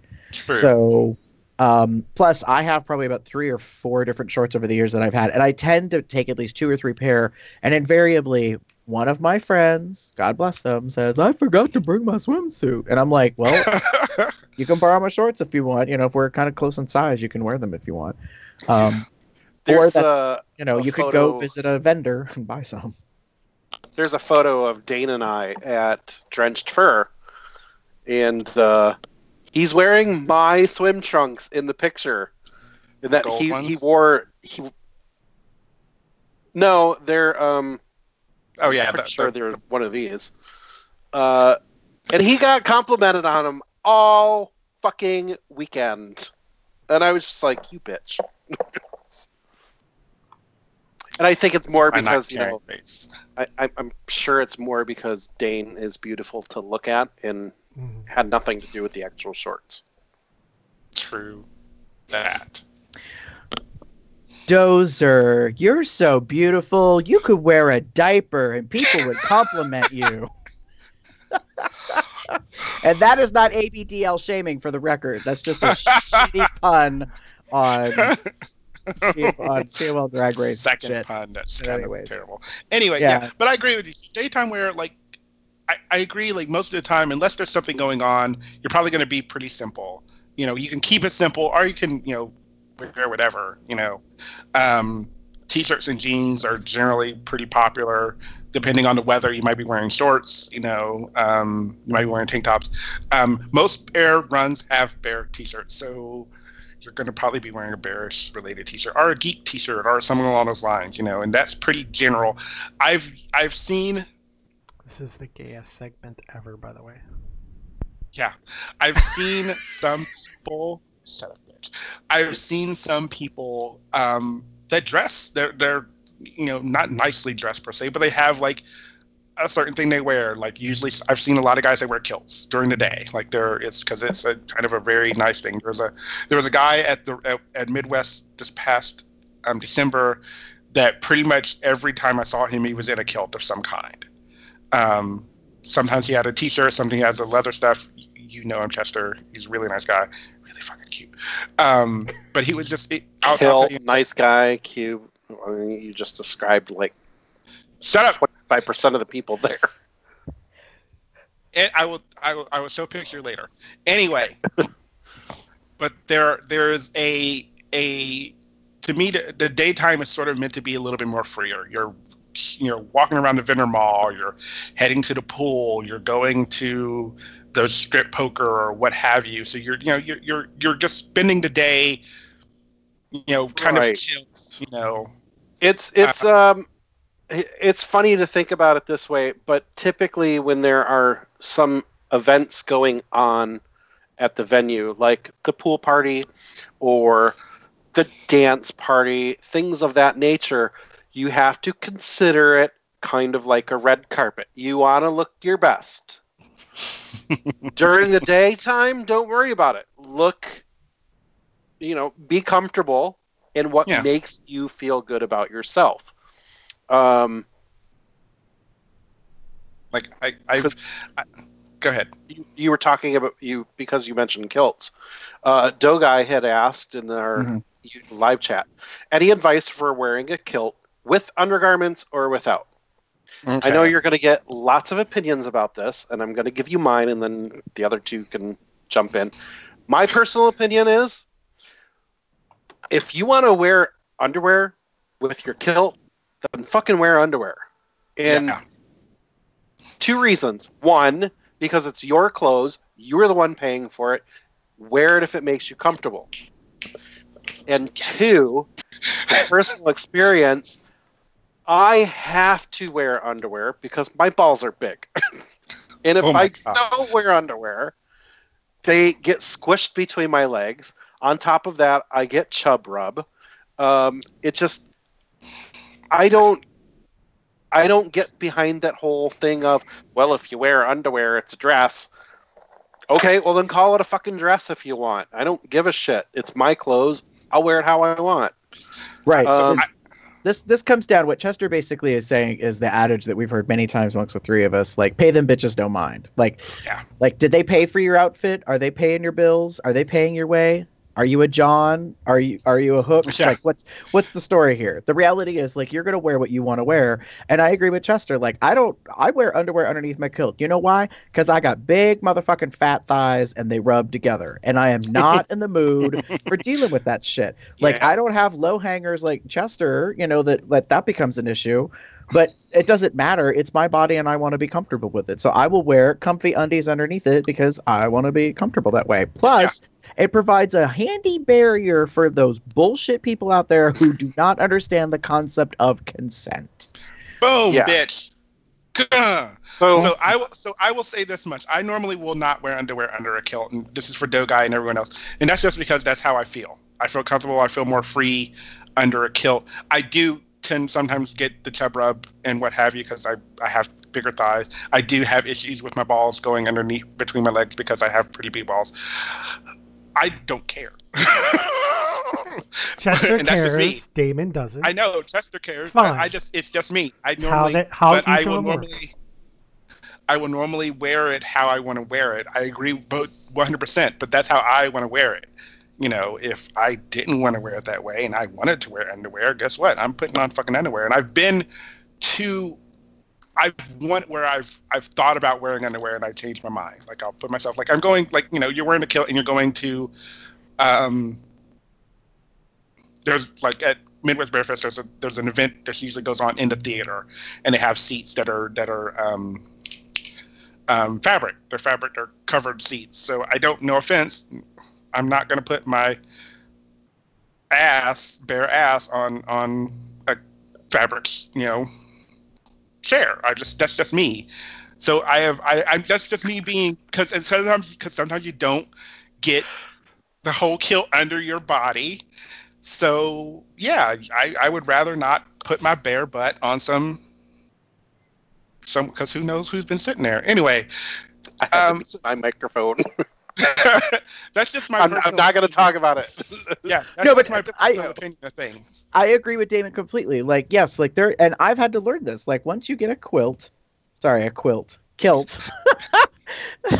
once you get a kilt, you have to learn how it maneuvers because men typically do not wear, per our American society, that type of a garment very often. So you learn it's a different movement. And sitting down is a whole adventure because then you discover what parts of your body make contact with surfaces when you sit down. So you might have things, touching your ass, your butt cheeks, your thighs, your nuts, whatever, and how you kind of have to tuck your kilt under. Like you see women tuck a dress or a skirt. I mean, like it's just one of those things that I find amusing now because I've seen other people kind of, you learn as you go in that case. Or some bitches be brave and they go out there and they lift that kilt up and they park themselves down on like a cold metal bench or something, and I'm like, ooh, yep, no.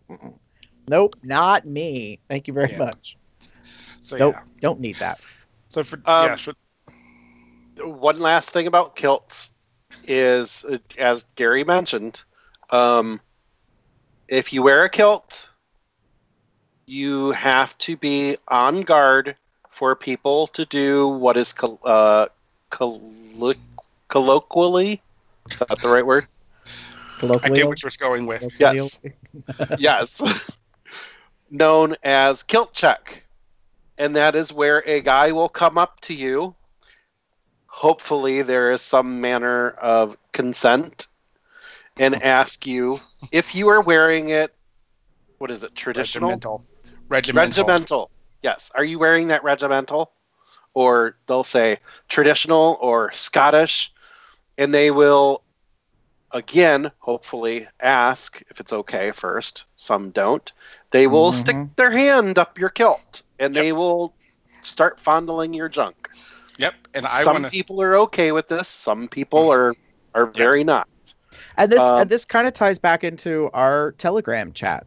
Our thread that's running for COL Entourage. We have this conversation a little bit about people touching, and having consent. And Damon and I are very much like, peas in a pod on this one, that I am just not down for people out of the blue, thinking that it's okay.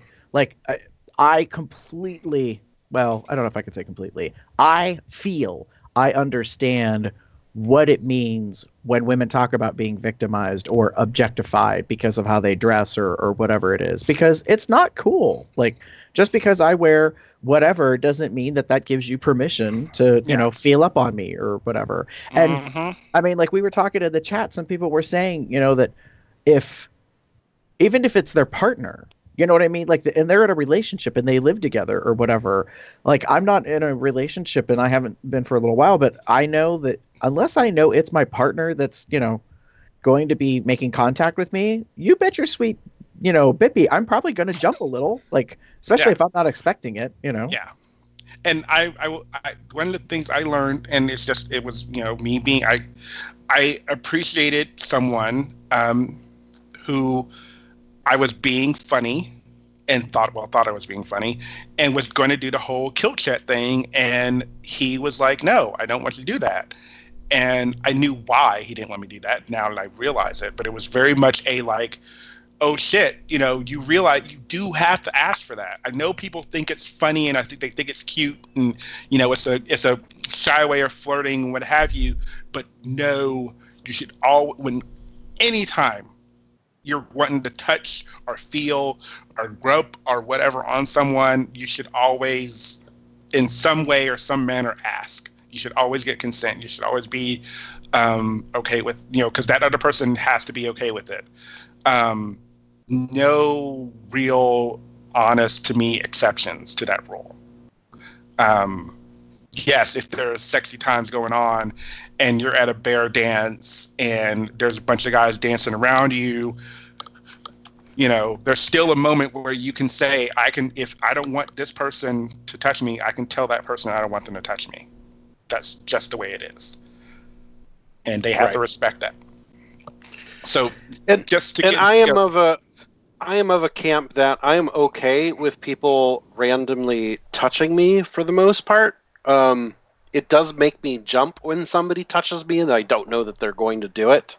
That doesn't necessarily mean that I'm always okay with it, because I was at a particular run where I was working and somebody came up and started sticking their finger down the crack of my ass, and I was very much not okay with that. And we've talked about this topic before, but there is a gray area of when it's okay to do that and when it's not. And I get to make that decision, not that other person. So, I mean, if it was a guy that I was attracted to that did it, I probably wouldn't have minded. And I know it's hypocritical to say, but when this particular person did it, and I was not attracted to him, it was not okay. But again, I get to make that decision. True that, Joe. Right. And that's what it comes down to. I mean, that's the thing I've always said for years about sexual harassment. I've been through many trainings, with job and that kind of stuff. And this is truly what it matters about, is whether or not the advance is welcome. And that's shitty to say, but that's the reality. If someone's in the right place, mind frame, mood, whatever you want to call it, then, a flirtatious comment or action or whatever doesn't have the same reaction as someone who is not expecting it, doesn't, appreciate it or like it or any of that kind of stuff. So I think that you just kind of have to gauge the person. And that's the problem. I think that happens a lot, is that people don't take the time, like we've talked about before, and it probably won't change. There's a difference between objectifying someone and seeing them for who they really are. And that's one of the things that's happened to me, is I have had amazingly beautiful experiences of meeting people that I used to objectify. Like, I used to see them and be like, oh, this motherfucker, like, he just makes me nut. That's great. But when I meet them, now they're a human being. They're not just this fantasy thing that I see in pictures or video or whatever. And I'm my personality, my composure is well enough to know, don't be an ass. You know what I mean? Yeah. Treat them with respect and don't, and recognize the suspension of reality. Like, that's one of the things that happens is, I'm going to speak on behalf of like adult film actors. I don't want to mention any in particular, but we've had some on our show. My impression is that people, kind of become obsessed because they're like, oh, they're so fucking hot, blah, blah, blah, blah. And it's kind of like, yeah. So like, I'll put it this way as an example. If I get a chance to run into Colby Jansen, that would be pretty cool. Like, I think he's an attractive, good looking guy, and I wouldn't mind having some fun with him. Am I his type? Not at all that I know of.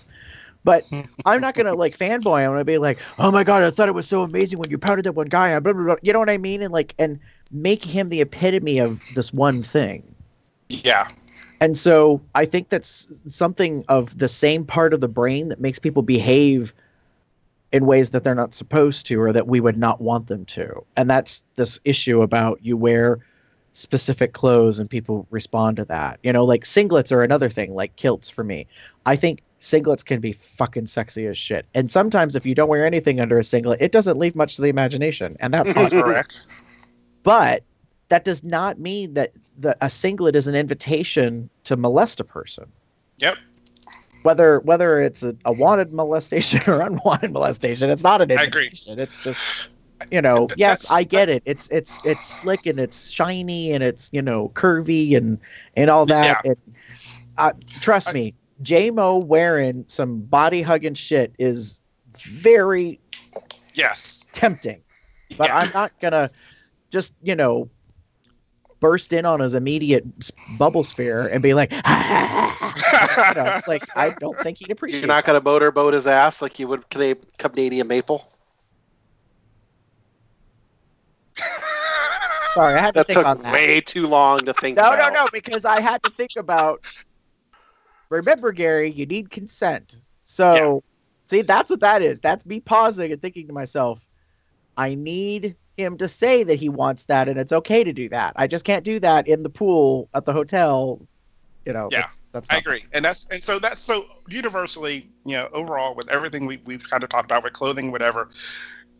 No matter what someone is wearing or what they're doing, or the dance or the event or the pool, and no matter how sexy you think they are, no matter what no matter how great they look in it, still that doesn't really give you a right to touch them. It was a big thing at Claw this year where there are people wearing like jocks and what have you, and there are people fawning and touching and groping and whatever, and there was guys that didn't want it, or there was someone who, on behalf of that person, they said they didn't want it. So it's like I while it is understandable that someone is wearing something particularly maybe to get attention and maybe it's sexy and what have you, that does not necessarily mean that you have a right to feel on them or touch on them or grope on them just because of what they're wearing or what they're not wearing, per se. Chester mentioned the whole thing with someone putting their finger down the crack of his ass. He was working. He was technically working an event. Yeah, he was maybe wearing something a little bit sexy and what have you, but he was doing it for the sake of the event.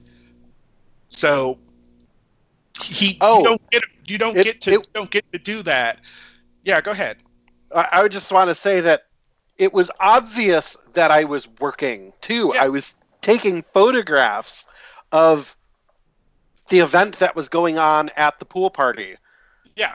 Because it happened in the middle of it. So it's not like I was just a bystander. No, I was legitimately working. Yeah, and I agree. Like I said, not necessarily working, but even if you're just like standing in the crowd or what have you, it doesn't give you the right to do anything to someone that they don't necessarily, one, they don't know about, and two, they don't agree for you to do. So even if you're wearing the booty shorts and not much else and pair of boots, and you're heading to the you're heading to the dark room of the event. Even if that's what you're wearing to go to that event, right? You don't get to touch on this unless I say you can. Right, and you have to think about pay also attention to what the hell you're wearing, and not in just the fabric or the cut or any of that kind of stuff.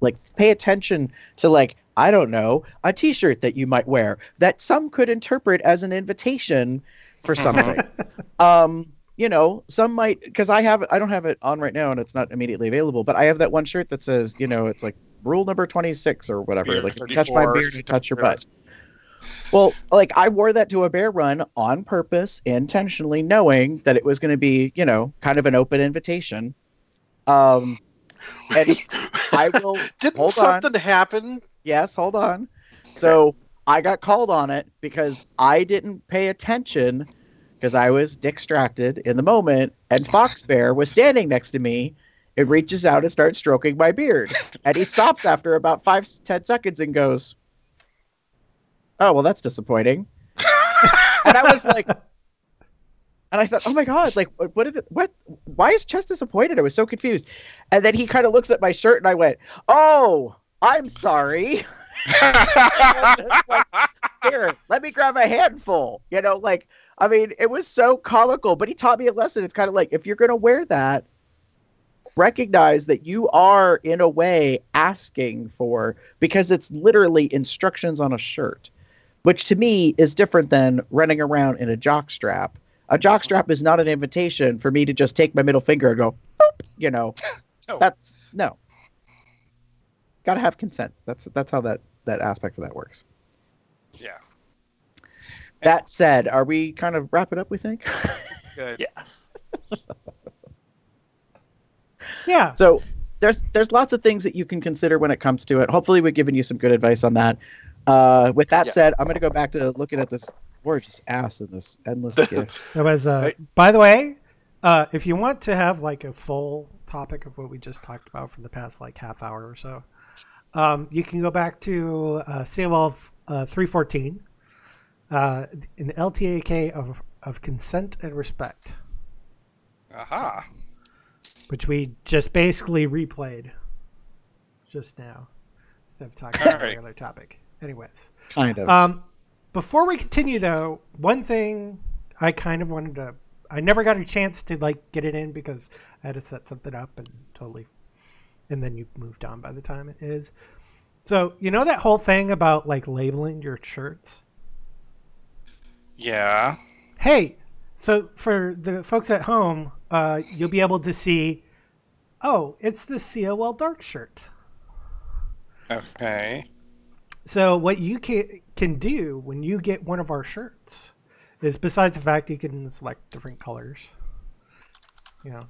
you can actually hit the customize button and you can go to the back and you can put text on there.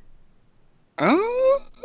So in this case, look on the screen. I'm going to switch to the bigger view. We've got an image of the back of the shirt, and it says Box Cub. So you can actually add your name to any of the COL shirt products. Actually, technically, you can do that with any product that has this customize button. So you can modify it to be your own personal COL product. And technically, you can do that with anything in Zazzle, but still. But just a little Good to trick there. know. So, and again, Look at that shit. we've got many different colors and such.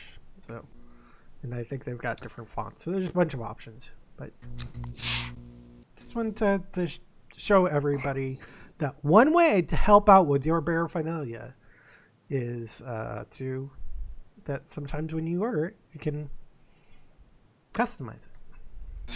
Sweet. And you never know what's going to pop up in the store. We're working on some stuff right now, so every once in a while you might see a new design kind of come up. So Sweet. Chris is right. Oh my God! Entourage team shirts. Anyway. Oh Oh my God. Anyway, Okay, there- moving right that means along. This would be a good place. There we go. Moving right along.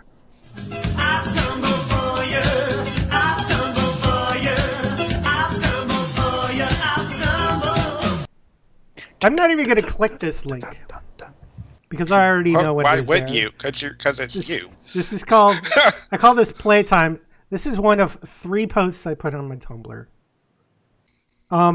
So back in 2004, while I visited a hotel down the way from where I was living,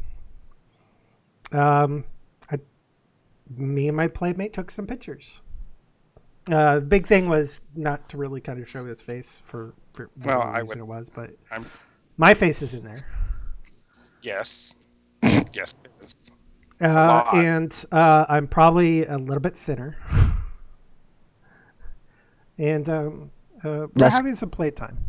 less gray. Yeah. Yeah. And compared to the current version of me, much shorter beard.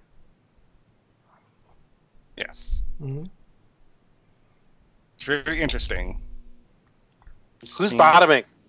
Really interesting. I feel I don't offended. know. I've never I seen said your dick interesting. before. I was talking. I I'm talking said- about Damon's comment. I am not saying yours. interesting because I'm pretty sure I have seen these pictures before. Nope. Maybe. This I feel is like the I've first seen time them they've before. ever posted somewhere. I should know. I'm the only one with the pictures. I'm pretty sure one picture out of this set got posted in the past 24 hours to a certain social chat thing. Well, Just saying. yeah, because I was making the post for this. Ah, These were the Entourage pic and this Tumblr post were posted at the same time. so Damon, that might be what you're thinking of. If there's a familiarity factor, it's because yes, visually you have seen one of the set in the series in the Okay. past day. Maybe that's it. I just then posted everything to Tumblr. Like I totally So, forgot about these. Oh, I was so, also this kind of went with the thing I found out that the Photos app on Windows 10, the default Windows 10 photo app, actually has a function where you can create a video of pictures. So I basically took my entire porn collection and created a like 28-minute video or something, and it's got some like adventure music, and I had to change the title and stuff. Just kind of like. I'm finding his like I'm finding the so. First of all, are you going to answer Chester's question? Oh, who was the bottom? That was him. Yeah. Okay. Thank you. Second of all, I'm really intrigued by his piercing, and did it? I'll just go ahead and say, did it get in the way? Of what? Of what? Did it get in the way of you sucking it? I'm just asking as out of curiosity. Okay, good. I'm just asking a question. Have you never sucked a pierced cock Yes, before? I have sucked dicks with PAs in the head. I have not sucked ones with PAs that far down. Wait, no. Yes, I have. Never mind. I just want to say that I'm not a fan of dick piercings, and it's a very specific reason why. Okay. Because I have a tongue piercing. Oh, that's right. Yeah. Ding, ding, Yeah, ding, ding, ding, ding. It's kind of like braces. They could get stuck together. That's not a good thing. However, for those of us like me who don't have any of that stuff, I am perfectly down for PAs. So, just for the record, you know. Basic ladders. Yeah, I think they're fun to play with, but when I'm in the mood to suck cock, for me it just gets in the way. And I've had people take them out, and that's fine, but then my my barbell gets caught on their hole. So then I have to adjust what I'm doing so that doesn't happen. Well, hey, you're the one that decided to get your tongue pierced. So yeah, I'm just I had saying, it done like 20 some years ago. I understand. As someone who likes people with piercings, shut up, Gary. I guys with tongue piercings sometimes it's a really interesting sensation, and if they know what they're doing, it's awesome. Because I like to think I know what I'm doing. You know what you're doing. Because metal kind of hits certain areas. Anyway, move right along. Let's move on. Wait, before we continue, Tanker Tubbs wants to know, because he saw the pic set, he said yummy. I said yummy, so I'm good. Do I get a cookie? Are you stinky? Oh my god! I think that it's what he's trying to say, Jeff. Here's your cookie. Come and get it. Love.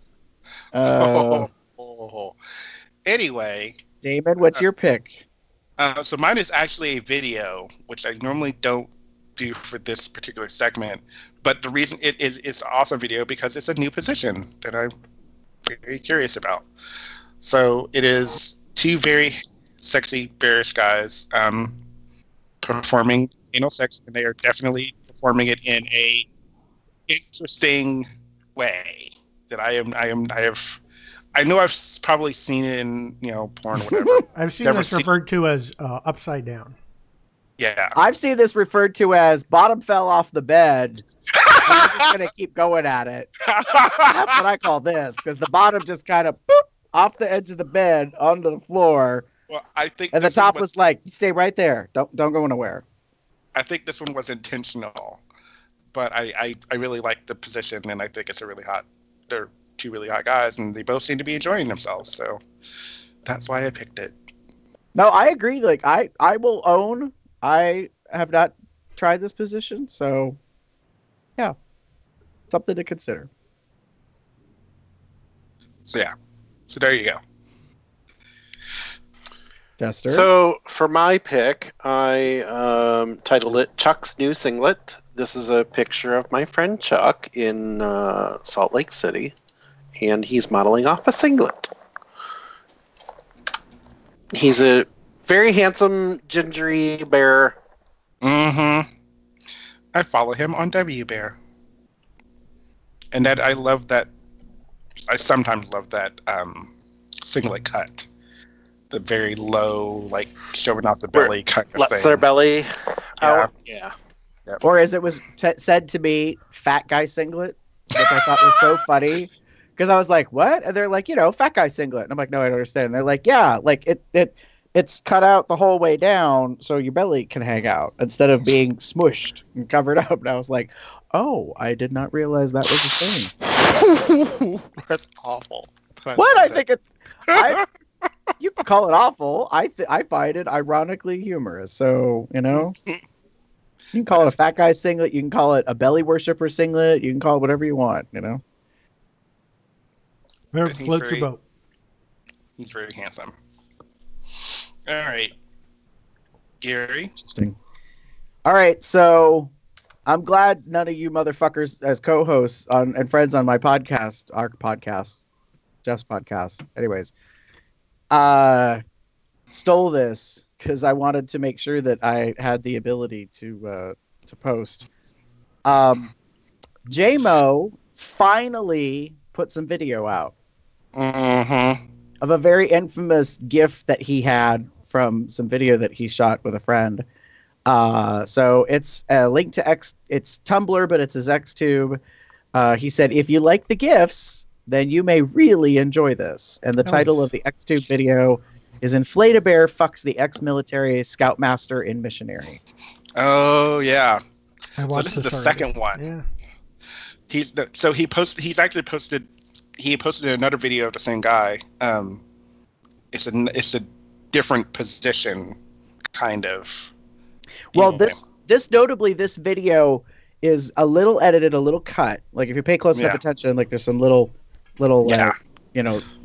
transitions, but it is strategically done because J-Mo's friend does not want his image, given his face out shown to the world. Right. So he's, trying to honor that, but he's also trying to meet all of us thirsty bitches' requests because we want to see J-Mo fucking, and we finally get to see it. Mm-hmm. And I definitely... I'm going to have to watch that later. Yes. I can't. Side note, Tanker Tubbs said in chat that singlet that we were talking about, it's called a Sumo singlet in the wrestling circle. Oh. Makes sense. Yeah. Oh, okay. Sweet. Good to know. The more you know. Ding, ding, ding, ding. Yeah, really. So, I could not help it. Of course, I had to pick the J-Mo. Pedestal Bears. Mm-hmm. Posted to Xtube porn of him topping. So, which I have subscribed to. Yes. Added him as a friend. Yes. Nice. Yes. Nice. Yeah, I saw that. All right. Night, so. I'm laughing because Chris Green just said in the live chat, Chester's links let us know how far we are behind in the live feed. Well, to be fair, I accidentally linked Jeff's Shield of Tomorrow too quickly. That's okay. So pick. Which links. By the way, the links, I'm linking to Shields of Tomorrow on YouTube, which I think I've picked Shield of Tomorrow before, maybe, but it was only on Alpha. But now they're going to Geek and Sundry's YouTube page. And so you'll see past episodes that are kind of delayed, obviously. But they'll be on there as well as their after show. But the after show doesn't really start until those recent episodes. So, like the first time they did the after show Q&A thing was like last Friday, but they've already like 8 episodes in or something like that. But if you like Star Trek, and you want to see how the Modiphius Star Trek RPG works, check out Shield of Tomorrow, and it's a really fun show. It's me and these role playing game shows. Just it's a thing. I like it. So sweet. Now it's on YouTube. Damon? Well, so I can't remember. pretty sure I saw this on Tumblr, but I ended up finding the video. It's the dark side. Someone was making fun of the fact that Aubrey Plaza, who's on The Office, not The Office, Parks and Recreation, I believe. Anyway, she was in this. It looks like a comic, but I think, or not a comic, but it's a commercial parody of Ring Pop, and it's called The Dark Side of Ring Pop, and it's just very funny. If you remember the Ring Pop commercials, how like the kids were like weddings and all that shit. It was very cute and funny, and I like what they did with it, and it's taking it in this totally different direction, which is kind of fun. And according to the video, it's been there at least for 4 years now, or 3-4 years now. So yeah, so there you go. Keep it short and sweet. It's fun. Enjoy it. It's obviously a parody. Yeah. So there you go. So mine, it's to a website called pansymag.com. And I haven't really gone through the website very much, but I'm pretty sure it's very queer focused. But the images that I picked are called Glitter Boy. It's pictures of an African-American gentleman who has his entire face covered in glitter. Wow. And I think these photographs are fucking stunning. They are so beautiful to look at. Even the tongue, son of a bitch. Oh, no. Yeah, he has a little bit on his tongue, too. I'm sure it's edible glitter. I would hope so. But it's just... Yeah. There's something about... It's very so beautiful. Many things that are correct for me in this. Like, the way that he's looking at the camera, the way that it's lit, it reminds me of things that are done for like Cosmic or Interstellar. A couple years ago I saw cakes that were done with this kind of glitter, kind celestial motif, and I think they're really beautiful to look at. So when I see portraits of somebody that's dark-skinned with basically FX makeup on, I think they're phenomenal. So I'm just blown away about how beautiful all of these pictures are. Yeah. So if the information at the top is correct, the photographer is Sarah Keogh, Keogh, and they have links, I believe, to all of their Instagrams. Yes. So yeah. So it was produced. Somebody, this isn't just somebody in a shop somewhere. This is a random production. Yeah. But it's still fucking amazing. Just everything is so perfect about it for me. His eyes are just gorgeous in them. And whenever I see images like this, they always speak to me, and I'm like, I immediately will send Dane a message, and I'm like, Dane, I want to do this. So I'm already working out ideas in my head about how to do something similar. I wonder if you know someone who could probably model for this.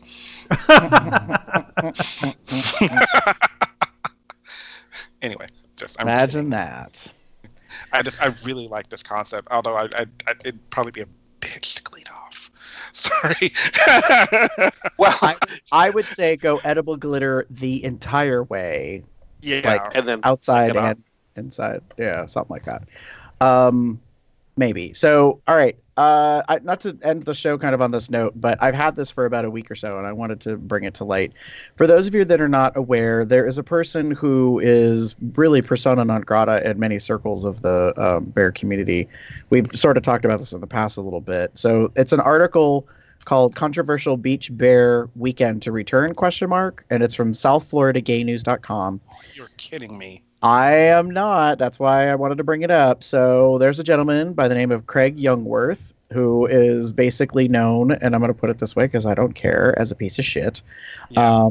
Because he has done a series of things up to and including, making Pulse style threats of violence on social media. For those of you that would remember, Pulse was the nightclub that in 2016, 49 people were murdered in Orlando, Florida. And this guy lives in Florida and posted some stuff online. And so federal prosecutors did end up having charges, but they dropped them in January due to lack of evidence. This gentleman has been called a scam artist online. He basically had tried to create a bear event that never happened, and people were registering, and then there was like no such event, and it was a lot of shit. So now there are other gentlemen who have started up something called Bear Surrection, and apparently he has decided to use their logo without their permission, adding an S to the end of it, and kind of mocking that he's somehow affiliated with their thing. What? Oh yeah. It's a whole bunch of shit. So you can read the article. It's not very long, but basically, this is just kind of an alert system, like that this Another guy shout. is. It's this guy is ruining bear events in the Florida. South Florida area. Yeah. Because any time I see an event pop up that is not Tidal Wave or Gay Days, or what's the other one? Orlando Bear Bash. If it's neither one of those two events, that's Orlando or more southerly, I will not even bother looking it up. Yeah, Well- it's shitty that he's still fucking around down there in the Fort Lauderdale Wilton Manors and all that stuff, because it's like, really, dude, really, like, and so I wanted to make sure that people are aware that like he hasn't gone away. He's apparently back to shtick and that kind of stuff again. And I just don't think that's cool. Like in a way, some of what he's doing may not technically be illegal, but that doesn't mean it's right. Yeah. So yeah. And I just wanted people to be aware that like, you got to kind of pay attention to stuff, especially if you're interested in events. This is what I've, kind of said to people that are, oh, I'm not really familiar with this or whatever. Contact, ask. Reach out to your friends. Like if it's taking place in a city or whatever, ask around, find out who's in charge, who knows things. Especially, if you're kind of wondering about stuff, contact facilities. Like that's what happened with the big bullshit that happened before about the event that wasn't really an event. People were contacting the hotel and the hotel's like, we don't have any such contract. Like we don't know who this person is. And that's what everybody was like, now hold up. Like I paid to go to an event. What happened? And that's what I mean is like, so that's what makes it shitty, is that it's not good for people who are trying to start something when you have something that's been happening for years, like Gay Days or TBRU or whatever, where you have longevity kind of running behind you. You've been doing it for a number of years, whether it be, 3, 4, 5 or 15 or 20 or whatever. People will believe in what it is that you're doing, and know that like it's got some sound footing to it. But in this case, I feel for these guys that he just basically is kind of up to shenanigans, and I'm like, not cool, I'm honestly surprised that he was. I hope that people are smart, and that's just what I'm going to just put it down to. I hope that people are smart and they realize that this is bullshit. And that that they know that this event, Bear Surrection, is not in any way affiliated with Craig Youngworth's bullshit. And if you can't get that through your head, then whatever. I'm hoping that there's nothing potentially lost in this whole situation. And I agree with you, Chester, that's probably going to be the thing that's lost, is that people are just going to be like, I don't want to go to an event where I'm not sure that there's going to actually be an event. Right. And I can see that being a problem for anyone in the South Florida area, like you said, having to deal with this crap and having to deal with it again, even though it's been a couple of years since all of this went down. So it's aggravating me, and I'm not even a business owner, but it would be aggravating to me as a business owner, it's aggravating to me as a bear and a cub and someone who tried to go to these events, that someone is trying to And in this sense, they're not even really monopolizing on it. They're not really getting anything from it, I don't think. It's pettiness. He's like, oh my gosh, the people that are my competitors. They're going to take away my business. Yeah. What can I do to fuck them off? Yeah. So if that's what he's doing, well, guess what? It's probably going to work because people are going to be twice as skeptical about it and twice as, not really sure about anything because they're going to be leery. Right. Yeah. So, oh well. Yeah. So just be on the alert, on the lookout, that there's stuff that's going on. I mean, we know people on the West Coast that got screwed over by somebody who, had ill intentions, and, so it's crappy that there are bad people that are out there, even within our own community. And you kind of need to find out, take that into consideration a little bit when it comes to that stuff. So, but there's that, not to bring the show to a screeching halt on a downer, but Yep.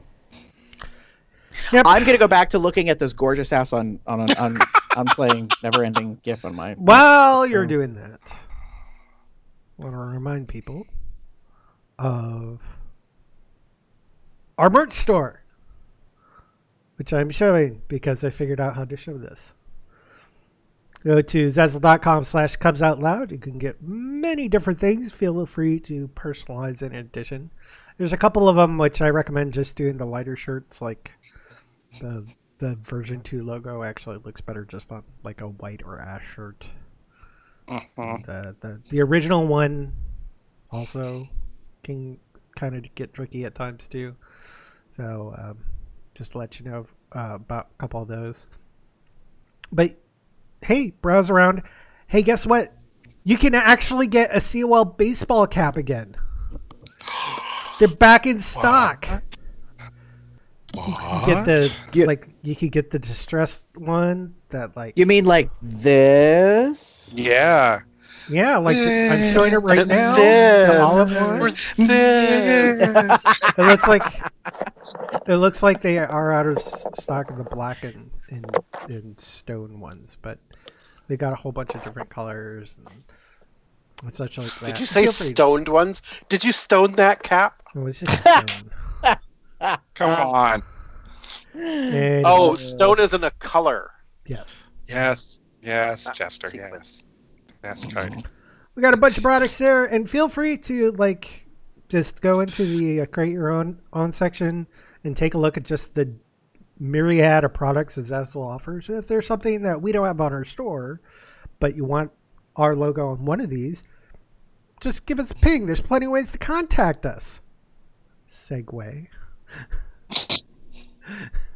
You can pop over to our website, cubsoutloud.com. Shoot us an email at cubsoutloud@gmail.com. You can even give us a jingle. Give us a phone call at 361-COL-TALK. That's 361-265-8255. You can follow us on Instagram, Facebook, Tumblr, Twitter, Google+, and YouTube, where you can watch us live at Cubs Out Loud in the appropriate place in the URL. Please join we were talking about it several times during the show. Join our Telegram chat group where you can talk to the entire COL entourage at tinyurl.com/telegram-COL. Actually, yeah, that's right. Telegram-COL. And please pop over to bearunderground.net, the official Bear website of Cubs Out Loud.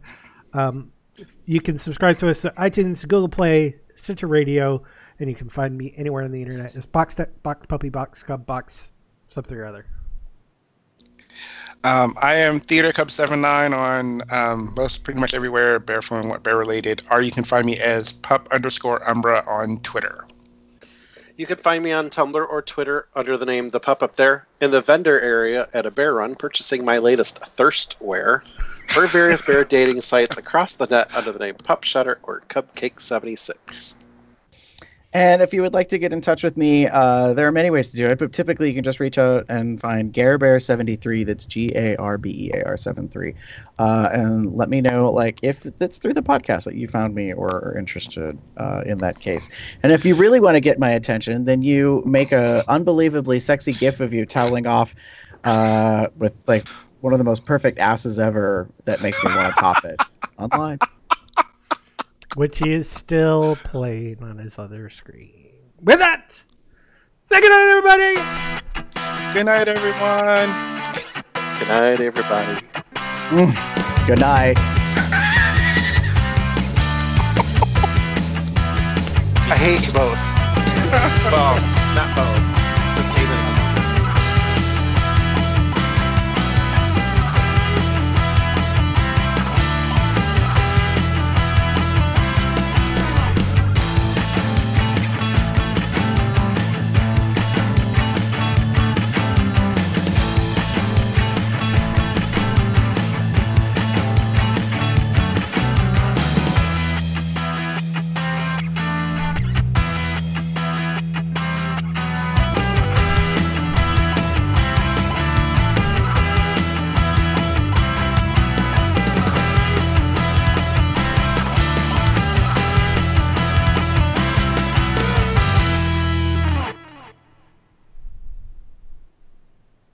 Well, that's it.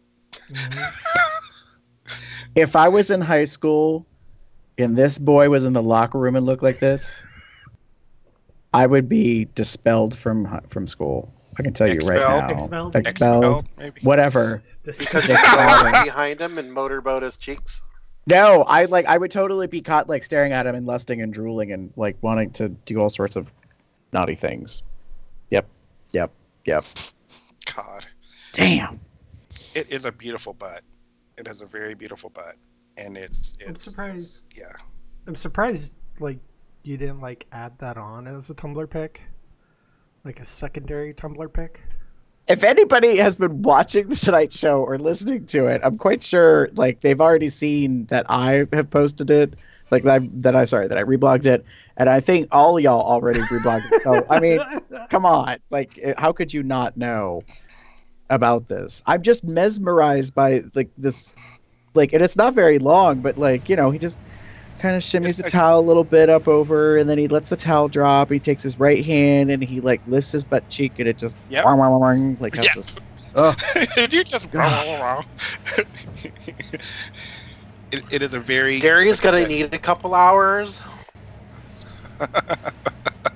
He needs what he needs is to go to Canada. That's what he needs to do. There's a lot of reasons to go to Canada. I just need him to put a placard or a tramp stamp above his ass that says "All you can eat." That's no, but then he loses that hair. No, he could leave it there. Well, I mean, yeah, he might shave it temporarily. It'll grow back. A little thicker, a little darker. What are you looking at, Chester? Tumblr. Because you were like in the zone. I was like, wow. Football Cub 88 just inboxed me and take a picture. Oh. Who the fuck is that? Look him up. Footballcub88.tumblr.com. Two hubbies commented on that same thing. Fuck, I want to eat that hot ass so bad. Hello. Football Cub 88? Is that what it is? Yep. Oh, in a search I got nothing. Oh, he might have an explicit Tumblr which blocks from searches. You gotta type it out. Yeah. I've reblogged him before on. And he's getting reblogged again. Oh, all right. Hello, thickness. Yes, he's a very sexy. Football Cub 88, you said? Yes, and even he reblogged the JMO fuck like gif, and he said, "Nice ass." Nice. Yeah, for JMO. Damn, so. he is sexy. Yep.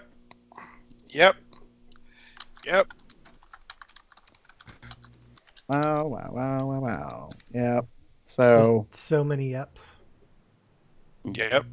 Yep. Well, on that note, on that note, I'm going to stop recording. Yes, I thought so. Oh, wait, hold on. The photo you just reblogged, Damon, Uh-huh. is almost identical to the one he sent me. Sans pants. Sans pants, yeah. Mm-hmm. Had a feeling. Well, look at you. Aren't you special?